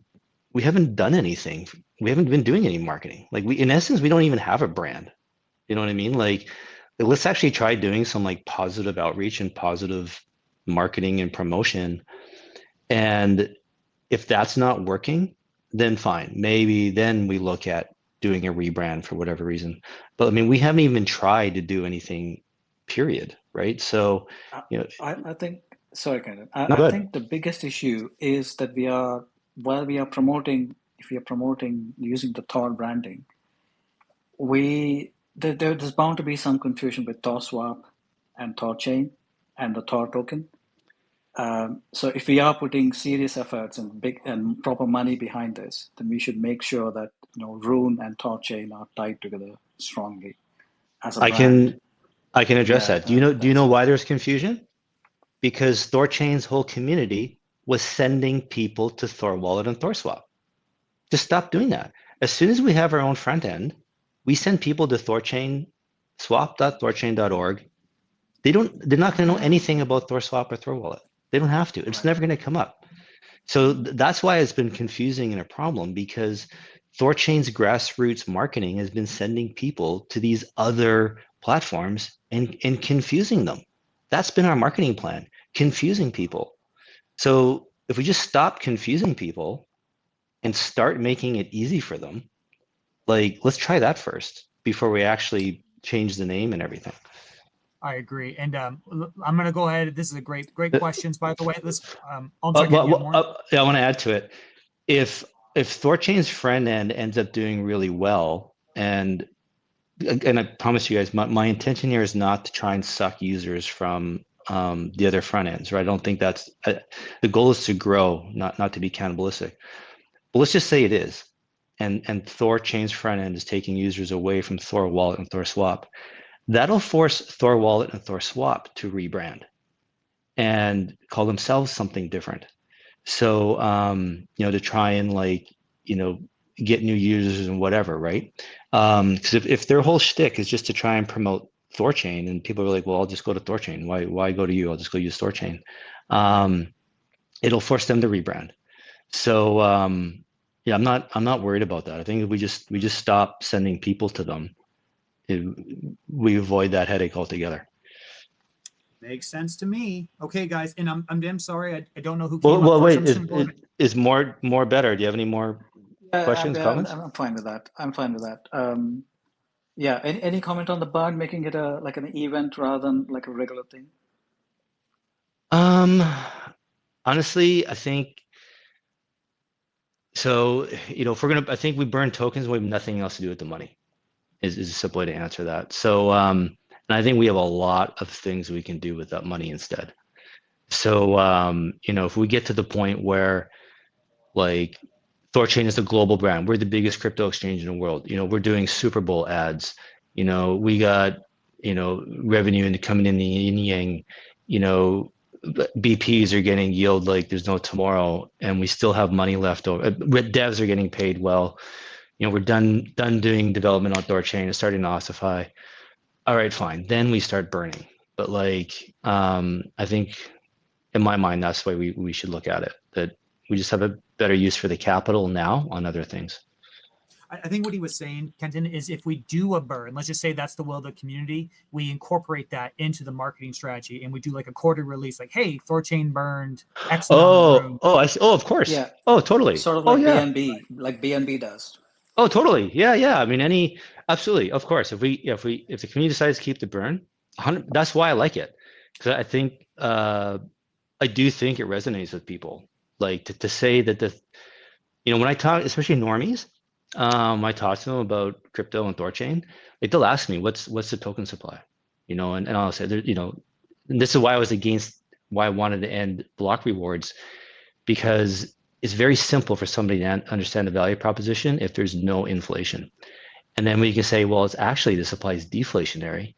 Like so many light bulbs go off in their brain, right? And they just they latch onto that and they think that's a huge feature. So believe me, guys, I definitely believe the marketing ability of having a burn, and if we do keep it, absolutely we should promote it and talk about it. That actually, I'm sorry, Kenton. No, good. Go ahead. Well, I actually think that might be what the burns missing element is. A little marketing, like if you add those two elements together, it becomes super, super powerful. So I totally agree with you guys. Let's go to another speaker here. I'm going to go with the Coke next, and then Joel, go ahead with the Coke. Great space, guys. I really appreciate Kenton, the marketing effort, and the ADR21. A lot of was just said what I actually wanted to say, and I will just, I guess, emphasize that burning tokens. I get, yeah, it is easy for people to understand what's going on, but I think this is the most expensive way to use our revenue. We should not just burn. We can burn if we feel like the best exchange. We dominate the market. 90% of volume goes through us, etc., etc. Then sure, yeah, we should burn. But at the moment, I think as Kenton is doing free work, Scorch is doing free work, Patriot, everybody else in community, we are doing free work to try to market and just having this extra lift from the treasury, and then switching from burn to the marketing budget. I think this amplifies all these efforts way more, especially when we have our own front end. So I just wanted to say that burning tokens is the last resort when we are bonkers rich and we just don't know what to do with our money. So yeah, that's about it. I think you're right there. Thank you for saying that. We're going to go ahead and by the way, I should actually say thank you with the Coke for the things you do in the background with recording these spaces as a redundancy. I really appreciate you, and I know the community does. So thank you so much. Again, someone who works for free. I love this community so much. You're all rock stars. We're going to go ahead and go to Joel. Go ahead, Joel. Hey everyone. How's it going? I just wanted to say that obviously the marketing push is a good idea, trying to get more users, etc. One thing that I think that kind of explains some of these things too is historically it's been pretty difficult to actually use THORChain. And if you look at like the top volumes, it's almost always in integrated apps where it's like in something like say Trust Wallet or SwapKid's obviously killing it as always. Because it's like one of the few cases where you just want to swap and you just go to swap. And this has been kind of a big challenge after getting Dash in the Maya protocol. Being able to actually get anyone to use it has been a struggle because of the user experience, because it's like, well, connect your wallet. We don't have any wallets that connect. All right, let's get in Control. Oh, Control, we paid them money, whatever. They didn't end up integrating. Oops. We'll get a key store. Oh, okay, well, how do I do that? And just all the confusion around it, the fact that you can't just go to a website and interface and then just use it. The fact you have to look, well, which wallet do you use? Do you work this way, that way? And then combine that, of course, with almost every single time I do any kind of a swap of any kind on THORChain or Maya or any of these, the amount of times that I have like dust transaction problems or miscalculations of this, or just the actual product still feels kind of clunky. And so like I find myself, again, I haven't earned fiat currency in 10 years. I exclusively live in the crypto world. I find myself half the time using more centralized swap services when I need to go from an asset to another. And the other half when I use like this greater THORChain ecosystem, it's out of like principle, but not because it makes the most sense, because it's always more annoying, more clunky to use, etc. And like I think the memoless swaps is like the #1 big thing that could really change this, where you can just go to a website, scan a QR code, send to an address, whatever, and it just works, as opposed to having to do all this like connection and custom memo type stuff. I think that's a massive barrier. So whenever you're strategically thinking about the marketing push, about how and when you push a front end, etc., and I think that once memoless is active is where most of the attention should be saved up for that. If it is a matter of saving up a budget to deploy a campaign, that's how I would think about it, at least, because I'm kind of doing the same stuff in the Dash world, where I'm planning exactly when to launch these campaigns based on product releases, based on products, and like where will this get the most bang for our buck. So all that ramble to say, basically, get memoless, and then after that is when you should spend most of your marketing money. That's just kind of an idea I had. Yeah, it's a good idea. And like, well, to be honest, we could A/B test, right? We can do, some pay-per-click for L1 swaps. We can do some for memoless swaps, and whichever one's winning, right? When we, and just put more money into that. Like, there's an argument to be made that, and I was out talking to a pay-per-click guy about this, a community member who wants to work for free. He started a 9-figure online business, and he knows pay-per-click and all that kind of stuff, and he wants to help for free. And he's saying, just put all of the money into pay-per-click. Just get users. Don't worry about anything else. Everything else will come after the fact. And just drive users to the site. And maybe that gets honed in on just doing memoless, right? If the memoless transactions are a hit and people are into it, just push that. And but it's going to be, we'll just have to let the numbers talk to us, right? Which is what's resonating with people. Joel, you mentioned difficulty, using a wallet and stuff like that with THORChain. It's something I've been thinking about. Like when I was talking to Trust Wallet about promoting THORChain, I was talking to their BD people, and he's saying like only 1% of Trust Wallet users have ever swapped inside the wallet. And like when they go to conferences and stuff and they do surveys, like the vast majority of their users have no idea they can do it. And I'm like, well, what are you guys doing? How are you trying to fix that? I was like, well, I am. Like, that's my entire job, is to try and fix that. And so, it's not just, this THORChain difficult, being hard to use. Like these wallets are having a hard time communicating to users to get them to do it right. And so, and to be honest, like I have Control Wallet, and I'll be honest with you guys, I don't. Lots of times I don't trade inside the wallet. I go connect it to another DEX, then I go trade on the DEX because that's what I'm used to. And so maybe that's part of the problem is people just don't want to trade inside their wallets. They'd rather connect to a DEX because that's what they're used to. And, us having a front end can help solve that. But going back to Trust Wallet struggling to get their users to trade in their wallet, well, maybe that's an opportunity for us. We're all smart people. I like to think are we some of the smartest people in crypto? Sure, why not? Maybe we can figure it out and crack that nut to figure out how to get people to do cross-chain swaps in their wallets. At least we can try. We can throw our hat in the ring and we can try and help solve that problem too. It behooves us just as much as it behooves Trust Wallet.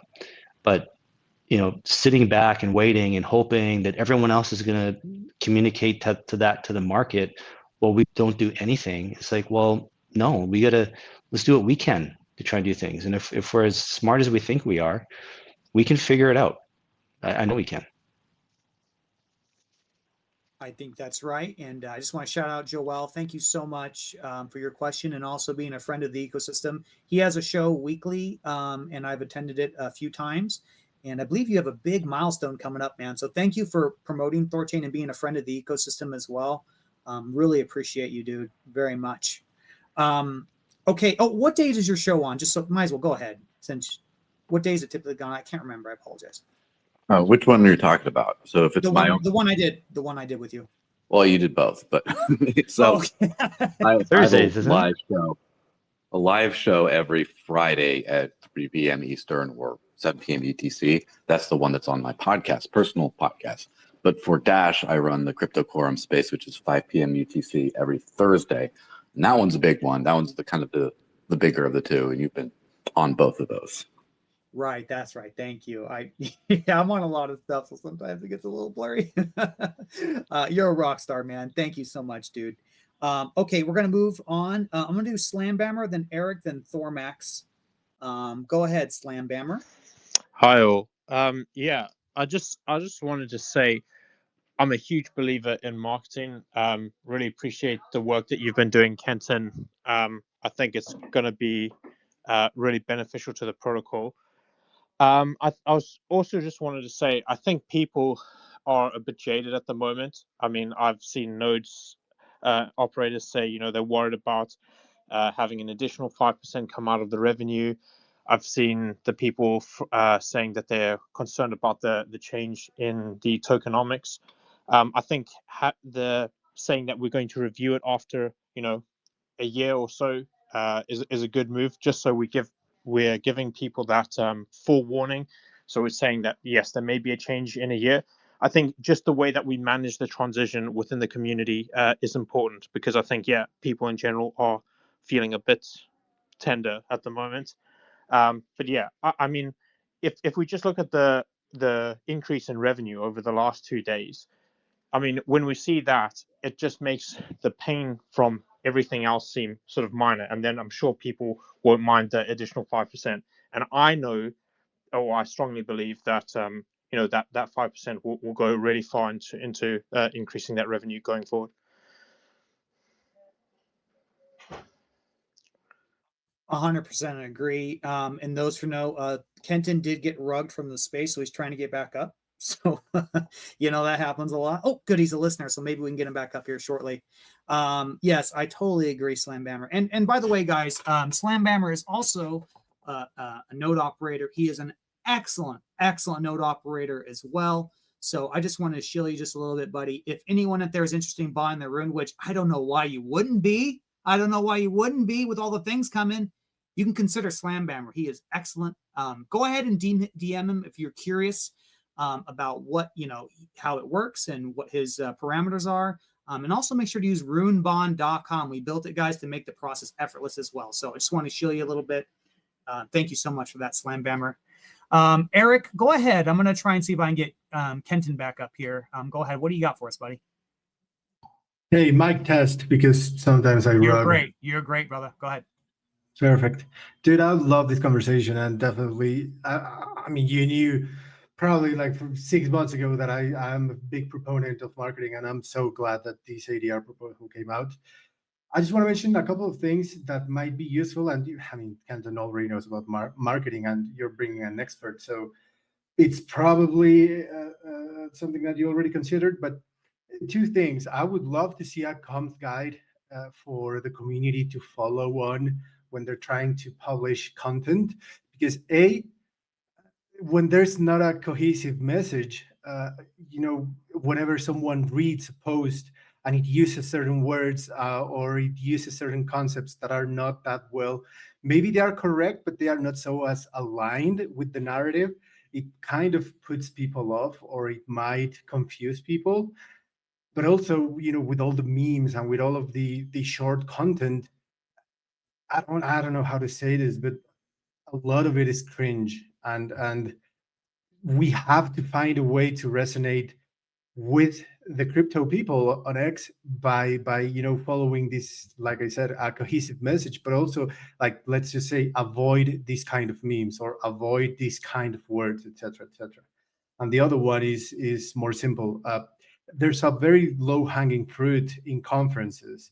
When you go, for example, to Singapore, Token 2049, there's side events that you can just organize, and you can just host people, and you can name it, I don't know, the cross-chain side event or whatever.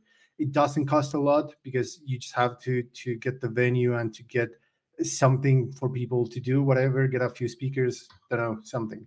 It's a low hanging fruit that we can consider, that maybe doesn't need a lot of budget, and it's going to be speaking directly to our user base, or to our potential swap user base. So it's just that couple of things that might work, or at least worth considering. I think that's great, and I'm planning on attending that actual exact crypto conference as well. So if anyone wants to come up and hang up, because I try and attend as many conferences as I can, and just try to promote the space. And I totally agree. Some marketing. I mean, honestly, brand recognition. Bad news is like sometimes considered as good news in marketing, because it just gets the brand up there. But I agree, there's definitely things we can do, which is why I mentioned earlier, guys, go to the THORChain community Telegram. And if you want to get involved in this, please ask for a marketing tag, and we will get this going. We will strategize and talk about marketing efforts, so we avoid the cringe elements, and try to maximize basically the efficacy of ADR21. Kenton, I see you're back. Go ahead and check your mic, buddy. Mic check. You guys hear me? I hear you great. I'm glad you made it back. Okay, great. Yeah, me too. Something that happened last week too. I don't know. Yeah. Must be with my phone. Sorry guys, but I was listening. So I did, Eric, I think I heard most of about the organized messaging. I was actually talking to, Nine Realms has a new BD person. Her name's Monica, and I was kind of chatting with her about it. And we need like a proper brand package for THORChain, like images, logos, colors, all that kind of stuff. So if people want to start, promoting THORChain on their own, they can. Better than sex seems to be the logo everybody likes. I kind of, or tagline. I kind of like it too. I was even thinking for investors, bigger than sex. That's why I've pitched THORChain to investors, is that we want to become the biggest exchange in the world. As far as like the cringe memes and stuff, like I kind of get it, but at the same time, it's like, well, let people. It doesn't have to be official from the THORChain marketing department or accounts, but I say let people run with it. Like everybody, like look at all the nut jobs in Bitcoin, all the Bitcoin maximalists. Like they're the biggest liability for Bitcoin. But what can you do about them? I feel like, I don't know, maybe decentralized marketing in that sense, to just let everybody do their thing instead of trying to control it. I think it's kind of like freedom of speech. Like if somebody says something you don't agree with or don't like, you just ignore it, right? Don't give it any energy, and it'll just naturally go away. So I'm not, I don't think we have to worry too much about it. I agree.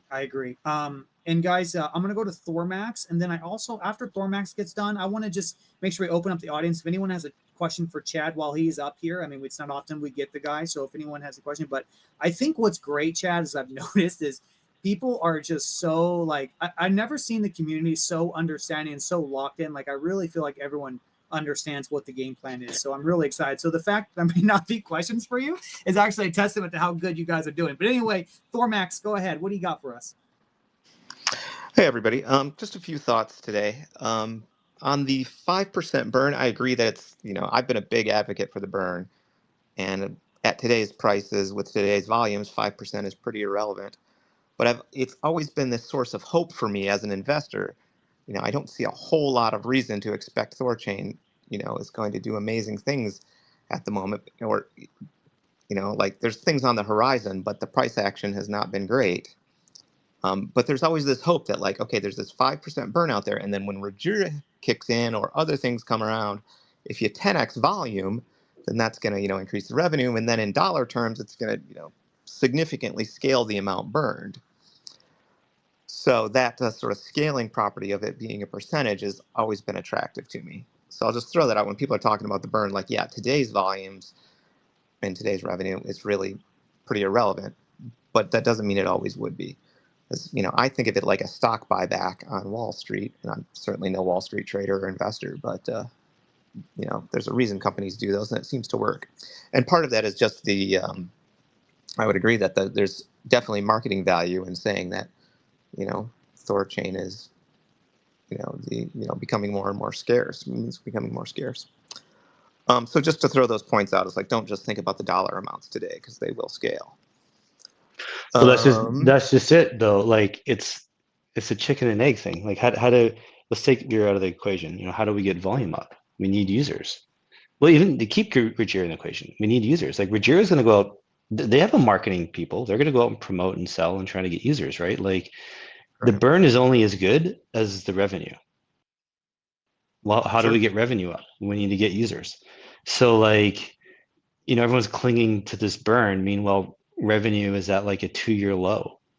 I mean, like, when the burn started, we were burning like 3,000 rune a day. Now we're at 1,000 rune a day. Like everyone's precious burn is dwindling because revenue is dwindling. Like we gotta, focus on revenue, right? Yeah, for sure. And I'm not putting that out there to like advocate for not doing marketing instead. Yeah, I think it's worth a shot. The burn's not doing much right now, but I would like, I would like to see a THORChain that has a significant burn also at some point. Maybe that comes a few years down the line when that's better aligned with how the market is going and things are structured. But dude, trust me, I get it. Like this is why again, from a marketing point of view, I get it that people like the burn. Even if it doesn't matter, somebody can have like with concrete proof that the burning tokens doesn't help the rune price. That won't change people's minds. They still like the burn. So it's like kind of like a stock will have a 1% dividend just so it can get included in dividend funds. Like the dividend is meaningless. Like it's not doing anything for anyone, but it's just getting them into a new audience of investors. And if the burn is necessary to introduce THORChain to an audience of investors to keep people interested and holding, I get it. That's why I'm happy to keep it. I have been thinking about. There's two things I've been thinking about. Maybe Chad can help answer one of them. One is, what if we went to 1% burn and 4% marketing? That might be a compromise. And then the other one is, if we did end the burn on revenue to put towards marketing. Chad, what about all those fees, like the 0.02 rune and the extra gas fees that the protocol makes money on? That goes into the reserve, right? And could we maybe look at burning those, and then we still keep the burn narrative alive? And having those tokens go into the reserve really isn't doing anything for anyone. Could we do that? Would that make sense? Is that possible? It would be a lot of dev work. Or is it? It's certainly possible. I'm not sure how much dev work off the top of my head. I know JP and I had a conversation recently, like last week, about all the extra rune that's currently going into the reserve right now. Just instead of going to the reserve, just going to the system income, so that it increases yield, but also burn, but also TCY, like everything, it's basically kind of like bumped up some. I up to my head, I don't know how much rune the reserve is actually collecting per block or per day or whatever. I don't really know how that number offhand, but that was one discussion we had. It was just to throw it into the system income and have it just kind of boost more or less everything a little bit. Well, that might be. I was trying to look it up yesterday. I thought it was on THORcharts, and I can't find the chart for it anymore. So I was trying to look up the amount. Yeah, that'd be great too. Just have it go to system income, and if it represents a few percent, I mean, maybe there we go. We can keep the burn, do the 5% revenue, have those extra fees get added on to our revenue, so it's still almost net neutral. It's not too much of a hit. So instead of like 75% being paid out, maybe we're only at 70. Oh my god, my numbers are all mixed up. 79% or something, 78%. So maybe everybody, kind of best of all worlds. Yeah, it'd be interesting to know what those numbers are. Another thought along those lines: if we're going to be burning rune, I would hope that we're buying rune off the market with the fees, the affiliate fees, whatever the fees, and so it's getting bought off the open market rather than just being internal accounting coming off the reserve or something. Seems like that would be more effective. Maybe I'm getting the tokenomics wrong. It's irrelevant, but at least from a marketing point of view, it seems more important that it be bought off the market. And similarly, with this, 5% or 50 grand a month or whatever it is, it occurs to me that there may be months where nothing happens. Everybody's busy with real life stuff, or programs are rowing and things have been paid for, and a few months go by where nothing happens. Then, like, is this building up in a marketing fund, which sounds good for a couple of months, but if X number of months go by per year, pretty soon you've got $1 million, $2 million marketing honeypot sitting there, and at that point, maybe you guys have passed it along to other people, and somebody new comes in, and maybe they're not as honest about it, and then their girlfriend is now got hired at a marketing firm, and next thing you know, there's a major contract going out for really not all that much, and that honeypot gets basically looted for not much value. And so part of me wonders, if the money doesn't get spent on marketing in 1 month, then should that money go to some other purpose? Maybe it's the burn, maybe it's something else. Another thought I've been having a lot of, if you just let me segue here, like I and a lot of other LPs are still out here, like, walking wounded out on the battlefield after the THORFi collapse. TCY did a lot to appease the and repair the lost goodwill for savers, and but we still got all these LPs, and we're all sitting at, like, a few days this week it was minus 100% loss, like literally everything is gone, and the LP position is negative. And then rune price goes up a little bit, and maybe I'm at a 99% loss. But that's still like a big wound for me. And early on in THORChain, back in the multi-chain chaos net days, I recall, first of all, there was ILP, which gave this certain amount of reassurance that, like, okay, I'm dealing with people that are good and honest and reasonable, and they're going to make things right, and da-da-da-da-da. And then I understand all the reasons why ILP had to go away and it shouldn't come back, and even that was tokenomically problematic. But it sort of sub-communicated, like, THORChain is a safe thing to invest in. And then there were hacks, and people were covered for those hacks. And it's like, oh, okay, we're dealing with some really honest, moral people here. And that makes THORChain feel very investable. And that's part of the reason I've been so loyal to THORChain, despite all things that have happened. But these days, after this THORFi collapse, and here seeing lots of things on Twitter that are just like, well, you knew the risk, tough crap. And it's like, well, the way that collapse was not within what was, expected as normal operating parameters and whatnot. So I use myself as an example of what I assume is a much larger cohort of people out there that are still, as I say, the walking wounded from that. And if you want to improve, public relations and all of that, repairing that damage would go a long way towards, reputational damage, let's call it. And so that's another one of the things, like, well, if the marketing doesn't get, 1 month of that marketing budget would almost make me whole, and probably a whole lot of other people. And if that happened a couple of times here and there, like, that would go a long way. Or anything to juice that, save the LPs. And there's probably way more sophisticated ways to do that. That might involve whatever happens with LPs and leverage. But lately, I've been seeing a lot of talk on Twitter that's just like, well, screw the LPs, basically. I know what you're talking about, and I don't share that view at all. And I'm an LP myself, also suffered a significant financial loss.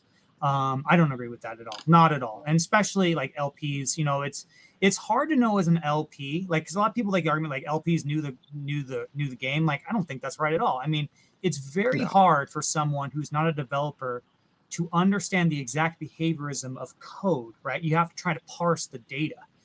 So I'm right there with you, THORMax. I've taken a huge financial hit as well as an LP, so I feel your pain. My goal is definitely, just let the LPs just chill out.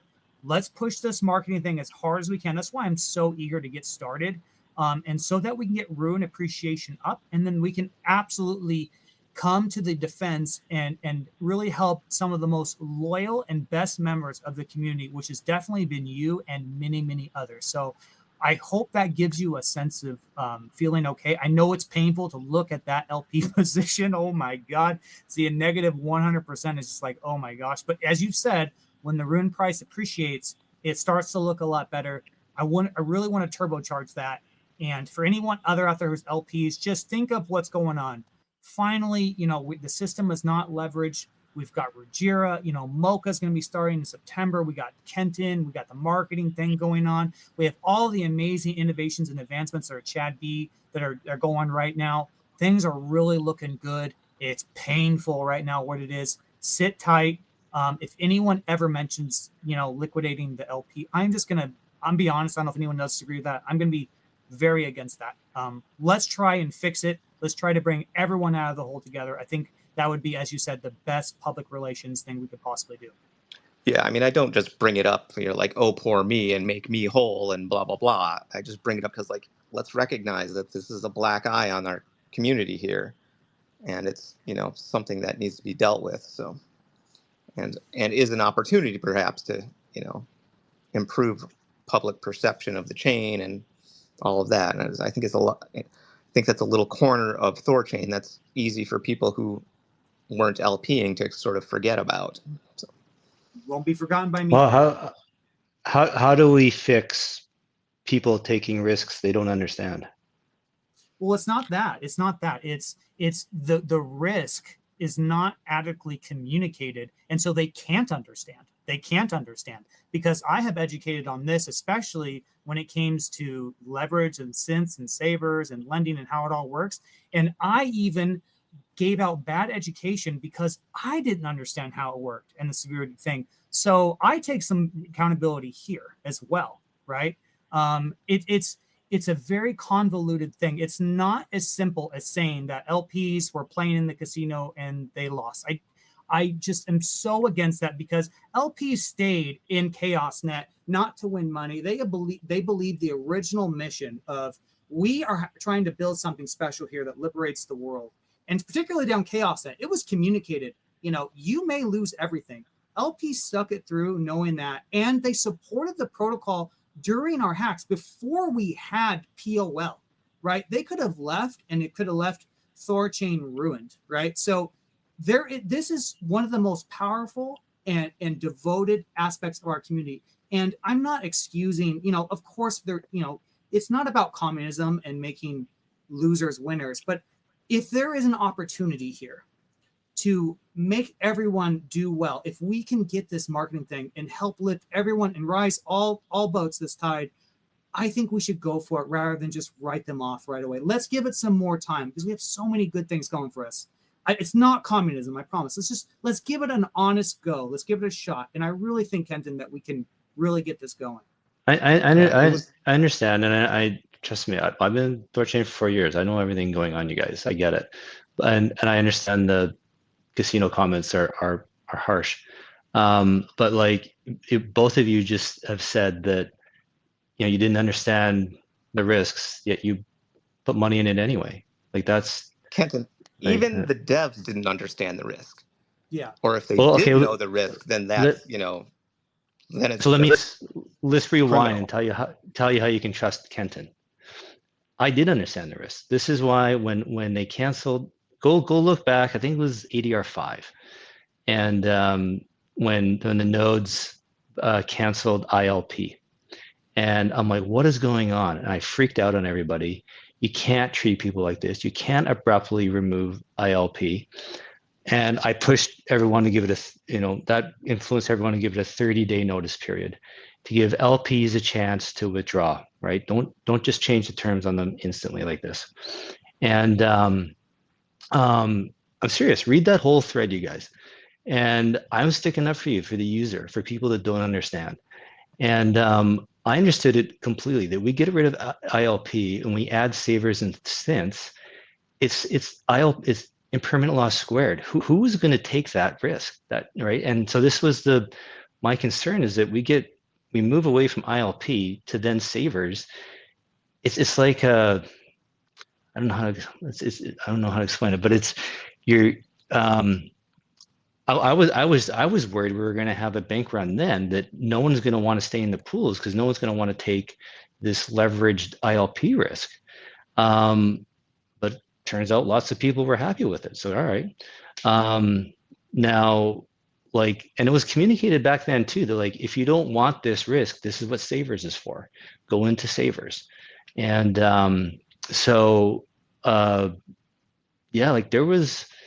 this is why I was fighting savers this whole time. I was trying to end it and get rid of it, the synth leverage. I've been fighting it ever since it came out, you guys. I was fighting lending ever since it came out. So, I understood the risks. This is what part of me that makes me mad, is I'm still here. I stuck around. I still got burned. I understand the risks, and I still got burned from it all. Right. I've been screaming at you guys, everybody, for years about this. So, that's how you can trust me. And so let's bring it back to the $1 million in the dev fund. It's a great question. You're right. So what if, okay, Kenton, we trust you, you're not going to do anything shady. What if I quit? What if I leave? What if I die? Right? What's going to happen? I don't have a good answer for you. Hopefully, Scorch, I trust him. Hopefully other people involved, we can trust them. But it is I actually would like the dev fund to get to that point where we are kind of getting a point where we can't spend the money fast enough type thing. We're just becomes wasting it.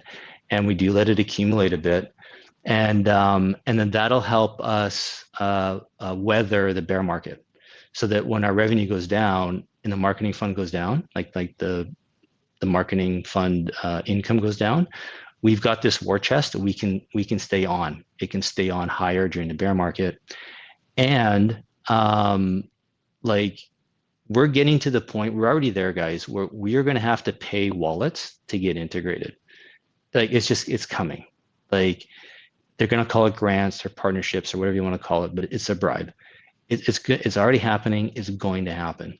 And so if we build up that war chest and a marketing budget, we use that money to go buy our way into these wallets, into these platforms. So there is a reason to save some money in the fund so that we can have a bit longer term planning with it. But yeah, I don't know how else I can say you can trust me other than my track record over the last 4 years. Oh, dude, we trust you. You're beloved in this community. You're an absolute rock star, and dude, I would trust you with my life. I think you're a great dude, and I appreciate your hard work. I know you and I have talked for a long time. I don't want this, THORMax. I totally hear you. I don't want the community, this conversation to consume the whole space, because it is very. But I'll just say, I love what we're doing here, and I just want to see how it pans out. Let's really hit this marketing thing full force, you guys. Let's keep it positive. Let's keep the good vibes, and I'm willing to go as hard as I possibly can to make everyone in this community be much better. But we do have some new speakers, so if that's okay, I just want to go. I'm going to go to Graham. Graham has his hand up. Go ahead, sir. Before you jump off, I'm going to jump off the call, guys. Been hanging around for the last couple hours with you. but I just got some other plans to get to. But just want to say goodbye, everybody, and I'll see you all soon. Thank you so Thanks, much, Chad. dude. You're a rock star. Thank you for your time, brother. And keep going, man. We're so excited to see what you're doing, dude. I'd love to talk to you again when we get that stuff shipped, bro. Thank you. Yeah, I'll be around. We'll talk soon. Bye, brother. All right, cool guys. I'm gonna keep this short and sweet. But anyway, pleasure to talk to you all. I think this is a very tight community. Been part of it for far too long. But I'm excited by this concept. I am in, numerous conversations with builders, funds, liquid funds, ventures, like degens, the whole shebang. And I think we have to appreciate that in this Solana cycle of like meme coins and everything, we onboarded so many users that have no idea what this product is. Like, full stop. I talk to people who are very deep in the space, who are living it 24/7. And if I mention either of the products, whether they be THORChain, which I'm like a little more surprised about, or Rujira, literally full stop, nobody knows anything about it. So in my opinion, I mean, to honestly take a quote from Lenin, cinema is the greatest weapon of all, which was really about the camera and about marketing and messaging. It was emblazoned over Mussolini's production studio. So like, this is a very real concept, but I'm excited to see the word get out there. I have worked with, Avalanche, Polygon, time and time. Like, you need some messaging. And I do think the product is at a really healthy place right now to start from like base layer, but we need awareness, and it's quite simple. So like, hell yeah, Kenton, go for it. Love that, man. Yeah, cheers. Love Thanks. that. No, you're right. Like, cinema, it is everything. Like, that's how, because look at all the propaganda in the world. Like, it's cinema. It's all messaging. It's all marketing. Like, yeah, Correct. all the, right? Like, it's nothing to, like, everybody always wonders, like Fiat. Like, Fiat has a fantastic marketing department. Like, that's why everybody uses it. Tyranny has a fantastic marketing department. Like, it's all marketing. It's all messaging. And Yeah. And like, even Bitcoiners are not necessarily up to speed with this thing, which is kind of nuts, because I think that's sort of the core of where I approach this from, which is the liberty of Bitcoin and to be able to swap. And quite frankly, after all these years, the first app I ever used was Shapeshift, and like, props to it. But it's like, we still can't do really good cross-chain swaps. And obviously that's picking up steam, and there's getting to be a lot more competition. But I mean, I'm just shocked when I talk to people and they're like, I don't even know what that is, dude. And that's, again, around THORChain. And if they do know THORChain, they know the history, which is more unsavory versus like where it stands today. So I'm just in full camp, like, pump the volume and let people know. Love it, man. I Right love on. there's someone transmitting sound. I love the historical anecdote used there. I think that was perfect. Well done. Slung you a follow, brother. Good job. And real quick, guys, just to refresh the space here, guys, go ahead and share it if you haven't shared it already. A lot of good information has been said over here. And to the haters out there who say these spaces should be no more than an hour, I have no idea how to do that. There is so much we have to talk about. And I love giving a platform to people come up here to speak their mind. I think it's healthy. It's a normal releasing the pressure, like opening a valve, because everyone has these thoughts. Everyone has these internal dialogues. Everyone has these, understandings or misunderstandings. This is the place where we come. Kenton and I will go as reasonably long as we can to make sure everyone speaks, everyone's heard.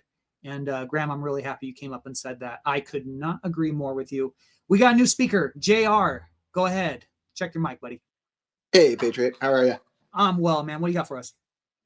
Not too much. Just going over the same kind of stuff. Like with the LP, same thing. I put a bunch of money in there over time, and I never thought that it would go to zero, right? I thought either I would end up with a bunch of Bitcoin or a bunch of Rune, like worst case scenario, right? Like if one went to zero, the other one I'd accumulate a bunch. So yeah, that might have been my misunderstanding there about how that went. I knew that the ILP protection was gone, but I still thought that it would work as a regular pool. But anyways, just back to the marketing thing. I totally support Kenton, and I think that, yeah, it's more like a dividend paying stock versus a growth stock. You don't usually have growth stocks paying out dividends, right, until they're more mature, and then they don't have usually a dividend's a confession that we don't have a use for the money, right? So we're giving it back to you.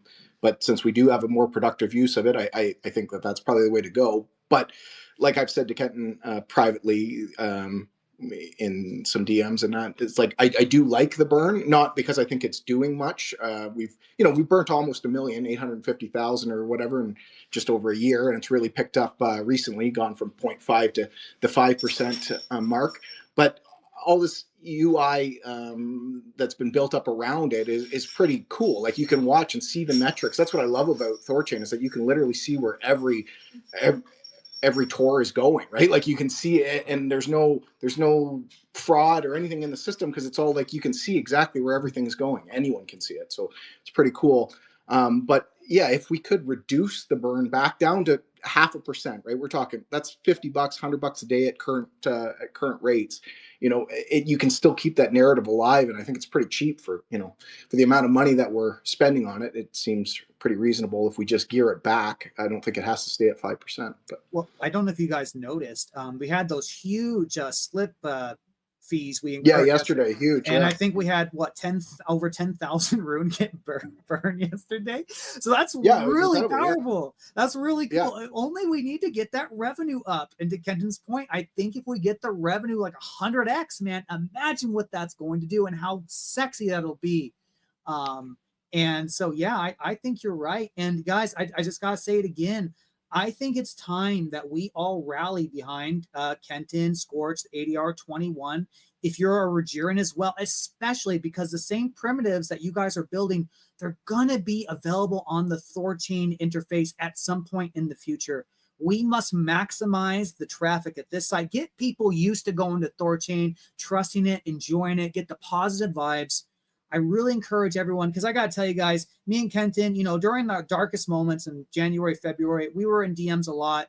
We stuck together. We did spaces. I'm not taking credit for anything, but, definitely Kenton really stepped up. He helped us, and he did all that shit for free. I know he's invested in Rune. He wants Rune to do well, but I think it's time now. We got to invest in Kenton.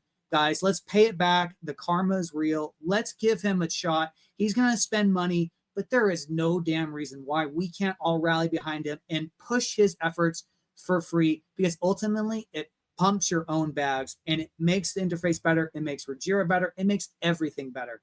So let's go for it, guys. And I just really hope that message transcends to everyone listening, whether you're listening live or the recording. We're really onto something special here. I feel it. I think about the first principles, and I get really warm and fuzzy inside. It just makes sense. The logic is congruent with the emotions, right? I prefer logic as much as I can, but I emotionally get excited when the logic tells me I should be. So guys, let's do this thing. Did you have anything else you wanted to add to that, Kenton or JR?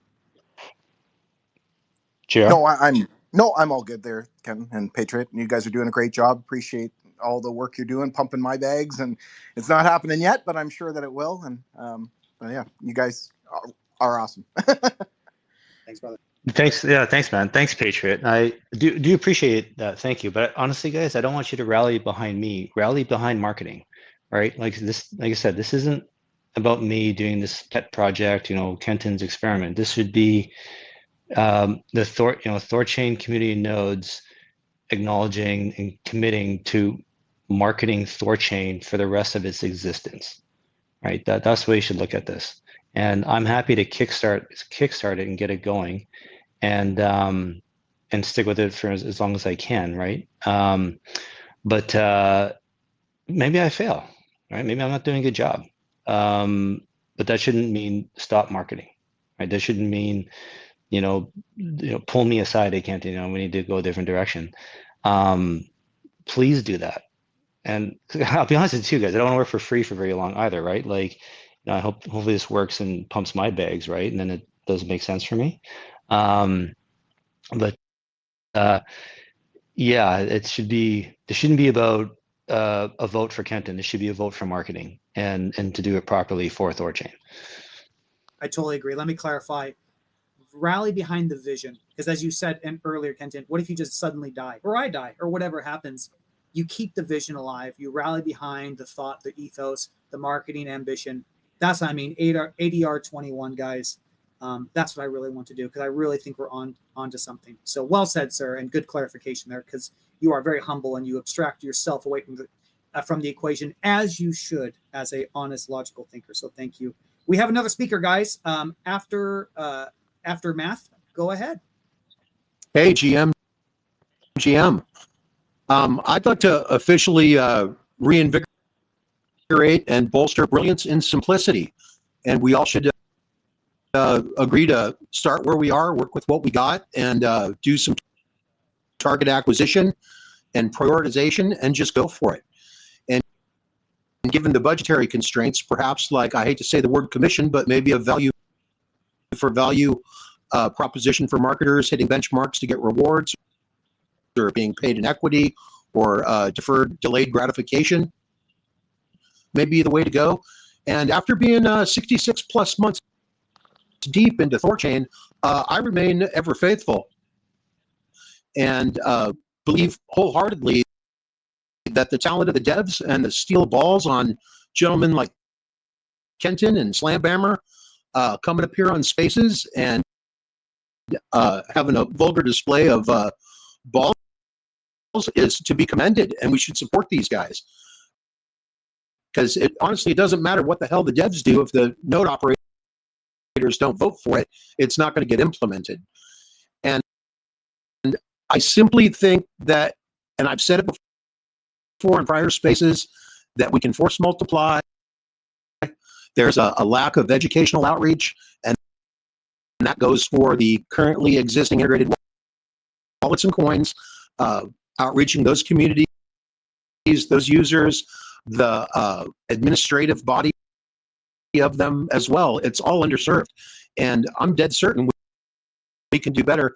I, for example, am happy and willing and able to just go after it, guys. We identify each. Hey, go ahead. I'm sorry, I didn't mean to interrupt you. I totally agree with you. Your mic is a little rough, I was going to say something. It's barely tolerable. We can understand, but yeah, the mic is just a little bad. But I totally agree with you, and I'm actually glad you mentioned that, because someone came up with that idea yesterday.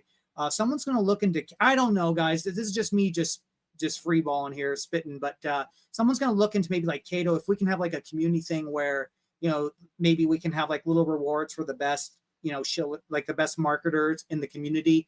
That was someone floated idea. They're going to look into it. I'm going to look into it. Don't know, but I really like that. I think the incentives are good, right? I mean, I want anybody to just start marketing THORChain, and, you know, maybe the best marketers have, I don't know how you would measure that yet, but they would get a reward, but maybe a small random reward if you market at all, so that anyone can win. Even if you do 5 or 10 minutes of marketing, at least you've got a foot in the door. And I don't know if that would be a time weighted thing. I have no idea how it would work. I'm really just spitballing here, but I agree. And yeah, and I appreciate you saying balls, because I think this community is the ultimate case of steel balls. I totally agree. I think this is a very war-hardened community, very passionate community. And that's what makes me so bullish. I think the Bybit thing was very illuminating for me when it comes to the robustness of everyone. So I appreciate that, man. But yeah, get the DMs. Maybe we can try and get a different mic, because I think you really struggle with that. You might need, I don't know, you might have, it just might be broken, because it's so every Saturday, same bullshit. I'm on spaces all week long. Every Saturday, my audio is shit. So yeah, I don't know. And yeah, if a space is launched via a mobile app, comments will be enabled and greater communication thereafter. Yeah, I don't know. We tried that. It still doesn't work. I don't know. We have tried that. I don't know why when we do spaces, comments are not here. We've tried literally everything. People tell me that. People have also told me we need to do something else.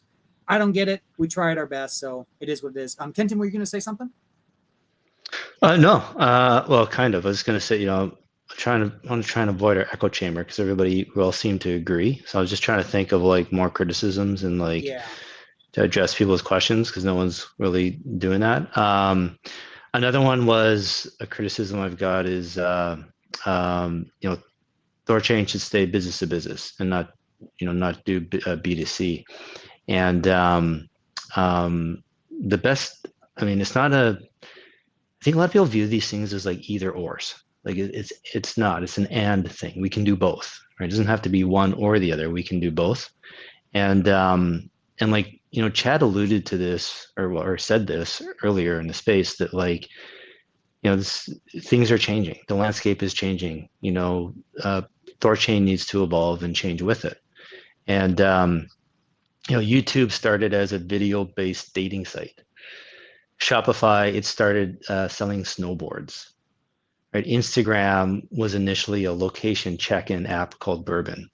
Like, these mega brands and businesses all started doing one thing, and they just kept following where the money was and what was working, and evolved into what they are today. And THORChain has to do the same. And if if evolving from B2B to BDC is the way we go, so be it. If that's that's what it takes to make money, that's what it takes. And even though I think all our efforts should go towards promoting our front end and getting users there, it doesn't mean we stop getting and being in these other wallets. It just means it becomes more free optionality for us instead of our bread and butter, right? I think if our front end starts becoming our bread and butter, then we have less and less reliance on the front ends. But who knows? We'll see. Maybe Trust Wallet figures it out, and they can get 10% of the users, trading in their app on a monthly basis, and all of a sudden that becomes our bread and butter. Then we reevaluate. How do we better service that and capture that, right? There's no reason we can't be trying all these different ways to win, right? And doing this marketing, having our front end, it just adds to our potential for winning on Trust Wallet in Ledger and getting those users to act, right? It all plays in together. It's not taking away from anything. So yeah. Well said. I'm going to kick it to the audience one more time, or if the speakers have anything else, please invite if you want to ask something. We're going on 2.5 hours, and I think Kenton's right. I think we've talked about a lot, and we're approaching the point where the signal is turning into noise because we're kind of going on the same theme. If anyone has any criticisms of the marketing thing or think it's a bad idea, Kenton is more than happy to have a dialogue with you. So please request to come up now and let's have a conversation, because he's as transparent as he comes. But so far, it's just been nothing but love. Yeah, if I've ever come across as defensive on replying to people, it's because I feel like people are attacking the concept of marketing, not me. That they're attacking the idea of marketing itself, and that THORChain shouldn't do it. And for me, that's really frustrating, because it's like basically people saying we shouldn't sell our product. Here's another criticism that people say, it just won't work. Marketing THORChain, it just won't work. And it's like, well, if we can't market THORChain to get people to use it, how do we expect Ledger and Trust and other wallets to market THORChain to get people to use it? Like, it doesn't make any sense. You're basically just admitting and saying that no one will ever use THORChain. No one will ever figure out how to get users on THORChain. Like, honestly, it's probably the dumbest thing I've ever heard. Like, marketing will work. We just have to figure it out. We just have to figure out the messaging. We just have to figure out, how are we contacting these people? Like, we just have to keep doing it till we figure it out. And I can guarantee you, doing nothing is not working. So we got to try something. I think the bigger concern or question sounds like, well, especially if people are talking in the space today, it's not so much whether we should it sounds like people are more or less on board with marketing. It's how do we pay for it? Where does that money come from, right? So that I don't have a sense for, the nodes or the community, how much will there is and the burn versus keep it. But yeah, I do understand, see the value in keeping the burn to keep people interested. I do get that. Yeah. I totally agree. And let's see how it goes, you guys. And if it's really successful, I think that'll bring up an interesting conversation is, should we allocate more to marketing, right? I think most of the thing is Rune appreciation, right, Kenton? I mean, that's the biggest winner right there. And if Rune's really appreciating, I wouldn't be surprised if people are just like, oh my God, let's do 25% marketing budget. I know that sounds crazy right now, given the revenue, but you guys got to think. It's not crazy. If we can, like the stuff like trying to fix our brand in articles and reputation online, like that's hard to measure, right? We don't know exactly what's working and when, but the pay-per-click stuff, that is literally measurable. And if we find a formula that's like obviously working, and we can go to the community and say, listen, we're spending X dollars and we're making Y, like we throw as much money as possible to that until it stops working. This is why Google and Facebook are mega businesses, because it's all pay-per-click advertising. That's why all this data is being farmed from everybody to enable pay-per-click advertising so that it works, right? Like, let's take advantage of that. Let's use that, right? So absolutely, like if we actually find something that's like obviously working, we just throw the kitchen sink at it until it stops. Because like revenue going up, volume going up, revenue going up drives the room price. That solves all of our problems across the board. And so that's why I'm so like in beast mode right now to try and do this, because like we need to do everything we can possible to get our revenue up. Like and I'm doing what I can, what I know I can, like, push forward and make happen. This is what I'm trying to do.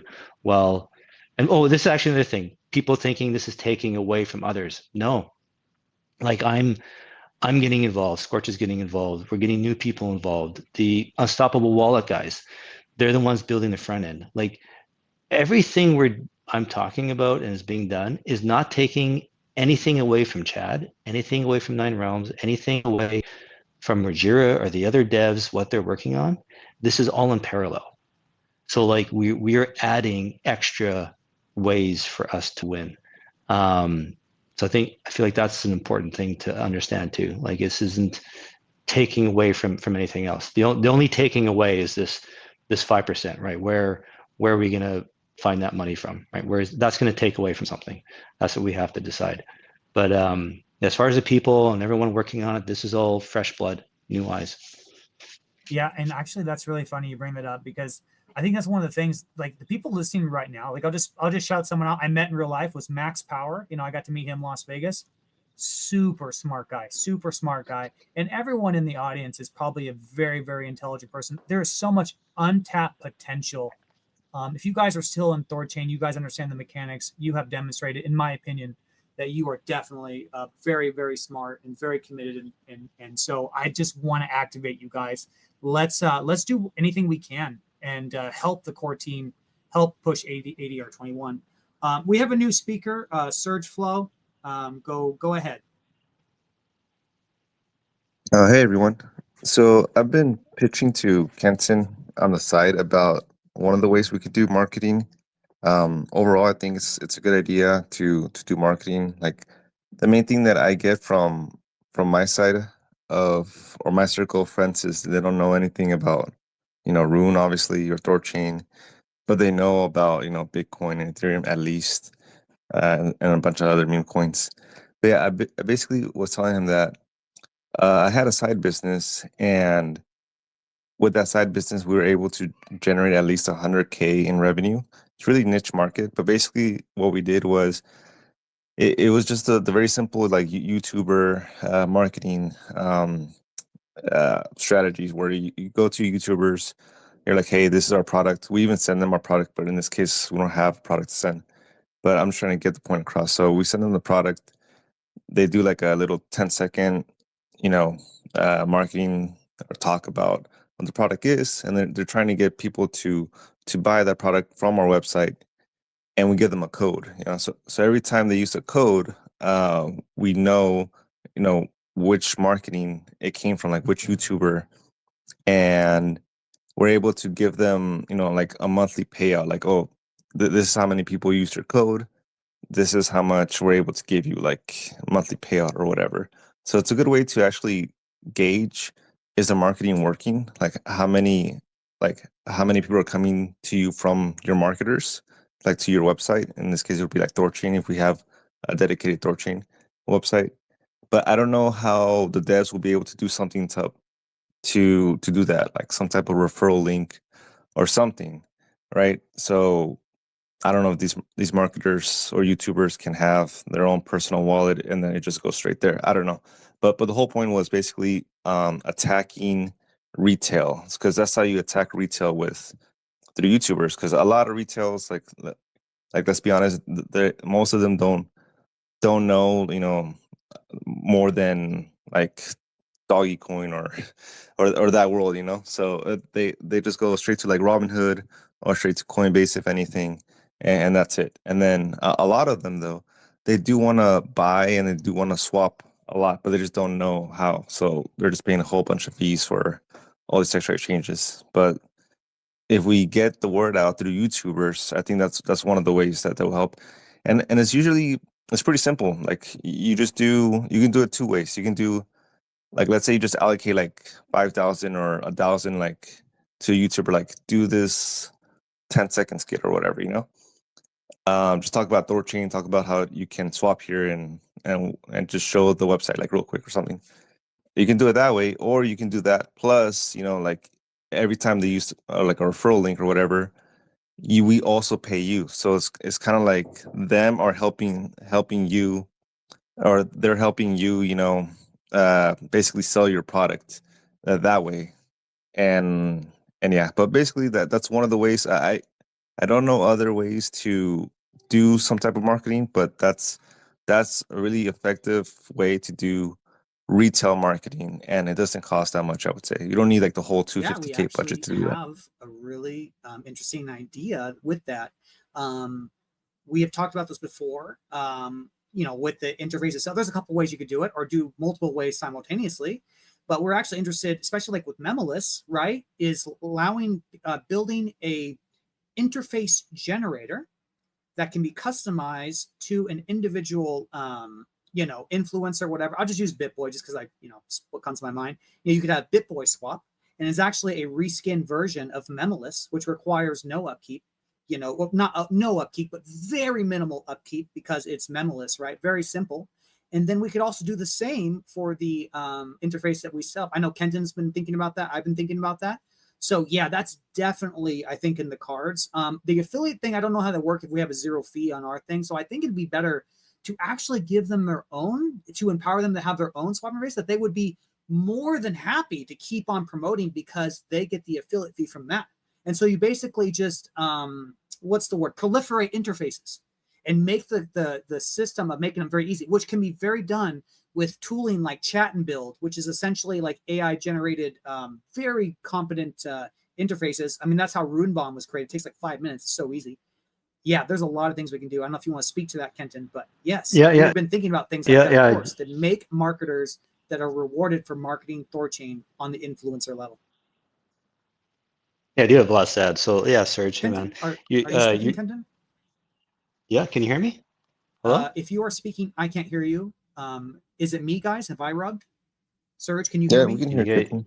Yeah, we hear him. Okay. Can someone give me a I thumbs rubbed up in the myself. audience Okay, that you can go hear ahead, me? guys. I can hear Patriot. Can anybody else hear me? Give me a thumbs up. Okay, thanks, guys. Yeah, Serge, you're absolutely right. And I don't know if you're familiar, like THORSwap already has this enabled. Like you can use a Thor name and get a referral payout on THORSwap. And so we can do the same thing with the THORChain front end, where you have a Thor name and then you get a, you know, 5 or 10% of the fees, swap fees that go through that Thor name. And so absolutely, you know, want to do that. And then as far as using like YouTubers and KOLs, like, again, you're right. You know, a lot of, oh, that's been another criticism. People are like, you know, all these KOLs are a waste of money and they're scams, this kind of stuff. Like, I get it. Trust me, you guys. But some must be all right. Some of them must work. And, you know, especially I've heard like the smaller ones, like the people just starting out, they're actually a bit better bang for your buck. And, you know, why can't we try some of them, right? And if we give them the Thor name referral code, we will know exactly if how well it's working or not. And we can track it. And if it's working, great. You know, we keep doing it. Same with any pay-per-click stuff. We can have the Thor name referral code to that campaign. And so we should be able to track it literally directly, right? It's data, right? Data is how we analyze this stuff to know if it's working or not. And then to kind of add to Patriot, yeah, I want, so you know how THORChain is, you know, we're trying to get it integrated into all these front ends.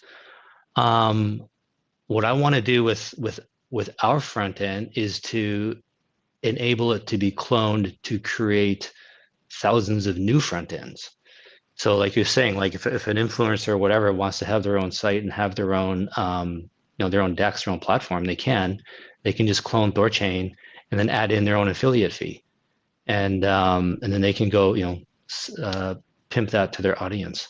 So want to make the THORChain as easily as possible for everyone and anyone to sell and promote. So yeah, man, you're totally right. You're absolutely right. It's just going to be, again, it's just a matter of time to figure out which ones work. So I'm curious with you. You said it was working for you. You're making money. How long did it take you to start making money off it? And what kind of margins were you seeing? Like, how much would you spend on a YouTuber versus how much would you take home? Can you share some numbers? So yeah. So just to give you guys a reference, basically we were selling trading card accessories. So without YouTubers, obviously, like no one knew who we were. So we would send out like our trading card accessories to these YouTubers, and they would basically promote it. And then ever since then, like we would have like a big sale, like be like, on Friday we're gonna have this new release. E- Everything got sold within like 5 minutes. Like we would have 15,000 go straight to our PayPal like in 5 minutes. So it was definitely effective. Like you just have to target the right YouTubers. A lot of them are not gonna, or all of them are not gonna say yes. Some of them are gonna say no. Some of them just don't want to promote anything. But the more you branch out, especially on the retail side, like XRP right now is obviously hot. Solana is also pretty hot. Once you start choosing the right retail tokens and choosing those YouTubers, the more retail viewership that you get from those guys, and they start basically realizing what THORChain is and how you can swap there instead of going to Coinbase and having to sell your stuff, or try to swap some stuff there, but it's more expensive. Like if a YouTuber can basically say, like, they take 30 seconds, or like, all right guys, I want to show you guys THORChain, this is their front end, just to show you how easy it is to swap Ethereum to Bitcoin. I'm gonna do like $10 worth, I don't know, $100 worth, boom, bada boom. And then they just show that, and then that's just like really powerful. Like obviously we can't send them a product, but if we can get them to just do like a live demo, then that would be huge. And then they'll just be like, this is my referral link if you want, or this is my whatever, use this code, blah blah blah, I don't know, stuff like that. But you just have to come up with the right marketing idea. I agree with you, man, about just showing people how to use it. I think that's one thing. We can explain it, we can say it, we can tell people to use THORChain. I think we have to have video content that actually shows people how to use it, and I think that'll go a long way. So I think you're right. I think it's a good idea. Well, can you help us? Can you, like, I forget, Serge. I have so many people in my DM, so forgive me if I don't remember our conversation offhand. But was it you that sent me the list of YouTubers already? Like, can you maybe come up? Yeah. Yeah. Yeah, Okay. I did some research. Yeah, I sent those to YouTubers. I was also asking if you guys have a Telegram marketing group or anything. Like, it would be fun to be part of that, at least to, like, No. anything that I can do to help out. No, nothing's just what you see, man. Nothing's been started. Maybe Patriot. I think he said he did start something on Telegram, with some people. But I've not started anything. But yeah, it's a good idea that maybe we should have a place for people to congregate type deal. Okay, so you mentioned you put out your ad with these YouTubers, and within like 5 minutes, you have 15 grand in your account. How much did you pay those YouTubers to promote your product? So, in our case, these YouTubers that we got, they were really cheap. They didn't have like millions of subscribers. Like the biggest one that we got was like maybe 200K or 300K subscribers. But we targeted a lot of YouTubers that had at least like somewhere between 30K, 50K subscribers. So for the most part, they were all okay with just having like a quick $200 one-time payment, plus like here's like their coupon code. So every time they use a coupon code, you know, like at the end of the month, we'll give them whatever payout, and then we can show them like the actual tracks or metrics from our website. Like it shows all the coupon codes that were used and how many sales it generated. So we would just basically show them like, hey, this is your payout for the month. And then the first time they're like, wow, I actually got paid from these guys. I got like, you know, $20 or $50. That's a lot extra, like, you know, a month for them, you know. And then they're like, you know, I'm gonna start marketing even more. Like we didn't even have to tell them. Like they started doing it even more, and then they realized that they were getting more volume, or they were bringing more volume to our website, making more sales, and then they were getting a bigger payout. So it kind of just, you know, was like a self-fulfilling prophecy, essentially, just generating more volume, and that's just how it started. Like, and obviously it can get bigger from there, but so the list of YouTubers that I sent you, some of them are big, like Altcoin Daily. There's a lot of retail that go there. You know, some of them are smaller, but most of the ones that I picked were like 100,000 subscribers or more. Basically, I was just targeting like, okay, like if I type in XRP price prediction or XRP something, like what's the first thing that pops up, and where's retail going? You know, like stuff like that. Essentially, that was my analysis, and I was generating a list of YouTubers from there, and then going from there, like XRP or Solana or, you know, something like that.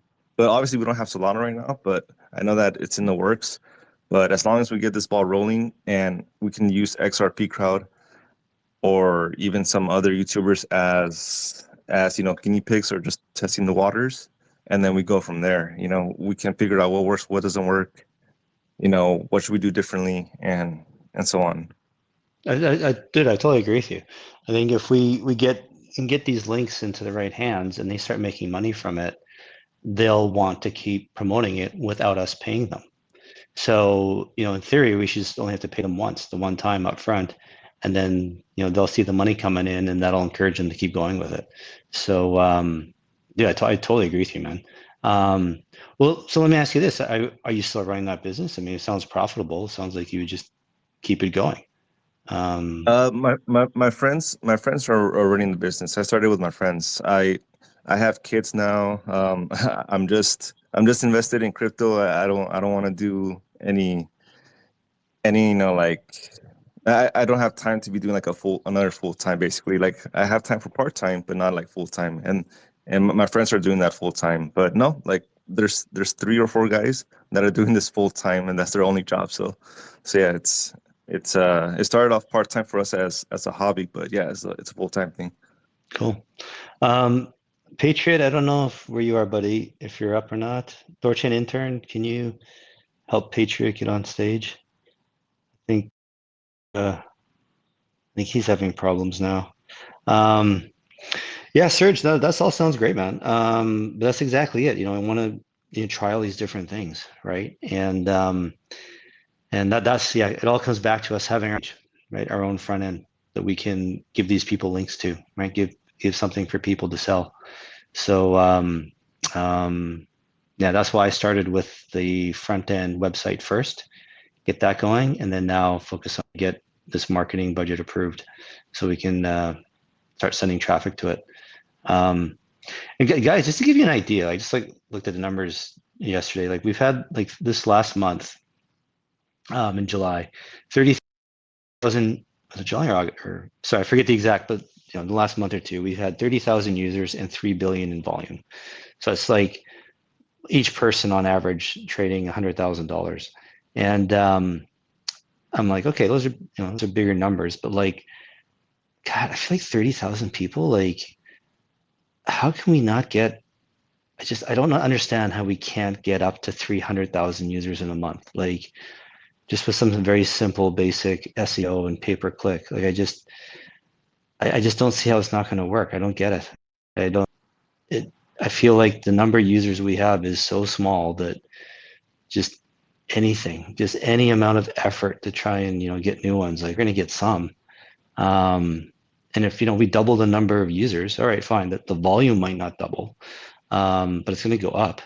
And the nice thing too with something like THORChain, you use it once or twice, and now you exist, right? You're more likely to use it again in the future. So this will be another thing we have to measure is the lifetime value of a user versus their initial trade, right? Like we might spend $10 to get a user who only places a trade and generates, earns us like $5 in revenue. That might sound like a loss, but if that person is going to trade multiple times over the year, and at the end of the year is maybe done a bunch more trading and now has created $20 in revenue for THORChain, well then that $10 was worth it, is profitable. So we're going to have to play with the numbers like that and figure it out and try to understand them. But that's going to be our goal. And I just don't understand how we can't get several thousands, tens of thousands of users, with some simple marketing. I'm going to be really shocked if we don't. And if anybody out there knows how to do it, has experience doing it, guys, please reach out. Patriot, are you there? Are you? I don't know. Can you guys still hear me? You get a thumbs up from somebody? Am I still? Yes. We hear Yeah, you. okay, you Yeah. got me. I don't know. It sounds like maybe we should start wrapping it up. I think Patriot's having problems. Beat or Serge, did you have anything else you want to say? No, everything is pretty clear. Okay. Well, great, guys. Sounds Uh, like everyone's on. yeah, just the Serge? last thing. Yeah, we should really try creating that group chat or marketing group chat. Whether or not it gets approved, I think we should still talk about ways how we can market. And Yeah, I think. Go ahead. yeah, and you talk about the start of the front end project. So there is a team on it. Yeah, the Unstoppable Wallet guys. They've already hit the ground running. I've already seen like the first. I don't know if you call it version, but like the site is coming alive, and we should have version 1 live. First week of September. And it'll be Okay. just a basic swap site. It'll be just like Uniswap, basically. Okay. And we're just going to slowly, as things get done, roll it out. And so the goal is to do everything. We've got L1 swaps, DEX aggregation. We have all the Rujira primitives, all their fun stuff. Everything on app layer is on the THORChain site. I want to get a fiat on and off ramp. I want THORChain.org to be the one-stop shop for crypto. You can do everything you need to do in crypto on our site. And so the initial push here is going to be, we want crypto savvy people, right, to come in and, people that already have crypto wallets come in and use THORChain. That's our immediate goal, right? Get those users. But, if we want to become, if you guys are all serious about making THORChain the biggest exchange in the world, we have to start thinking like that and acting like it. And we have to capture the entire user experience. So that's why I want a fiat on and off ramp for people to use so that, we're succeeding, we're winning. And now we want to start branching out into newbies, having their first experience with crypto be THORChain. We need to have everything on our site, right, for them to use. And also too, we could just have spillover effect. Like when you're doing targeted marketing, like if we're targeting, like Serge mentioned, like going after certain tokens, maybe there's a meme of the day or something, and we try a campaign, sell Bitcoin to buy this new meme or something. And we get some traffic and people are like, well, maybe somebody brand new to crypto is interested in this new trending token, and they come across our ad and they come to THORChain and they're ready to start in crypto. We want to be able to offer that to them, right? Give it to them. So I'm not saying that is our immediate goal and that's who we target out of the gate. That's not what I'm saying, you guys.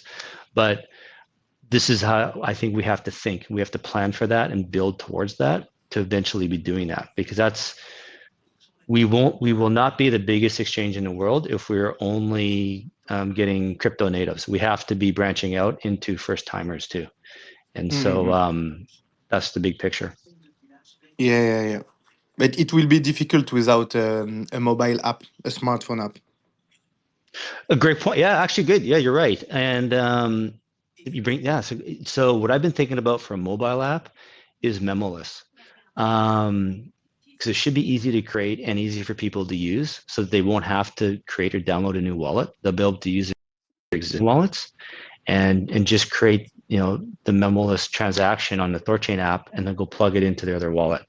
But maybe you're right. Maybe THORChain needs to have its own app wallet with all its own features. I'm not against that. I'm just trying to be realistic with everything we want to plan and do. That's pretty far down the road, right? But the sky should be the limit on our imagination on what we should do, right? We should. I think absolutely we got to strive for that. So you're right.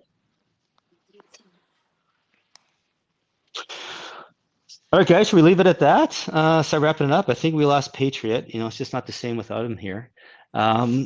So yeah, guys, these topics, these spaces are for you. So, if you have any suggestions on topics, ideas, if there's other projects listening, you want to come up and tell us your story, reach out to us, let us know. Always looking for content and guests. Next Saturday, we've got Baloney Bones from the THORChain community Discord. He's going to come tell us all about it. The community Discord is going to be the help desk for the new front end. And this should be the Discord that we're aiming to grow here, and leave the dev Discord for devs so they can do their deving. Week after that, September 6th, we're going to have the Bitcoin Cash community again. September 13th, I believe we have some kind of Regira NFT group coming. I don't know if that's been official or not. September 20th, we've got Eric from Mocha coming on. Mocha is doing their launch, so he wants to come talk about the new Mocha app. And then September 27th, we got Hands and Hands Only from Regira. So you can, Hands can take the floor, talk about whatever he wants. You guys can come ask some questions. Alrighty, guys, thanks for listening. We'll be in touch. Take care. Bye. Thank you very much. Bye.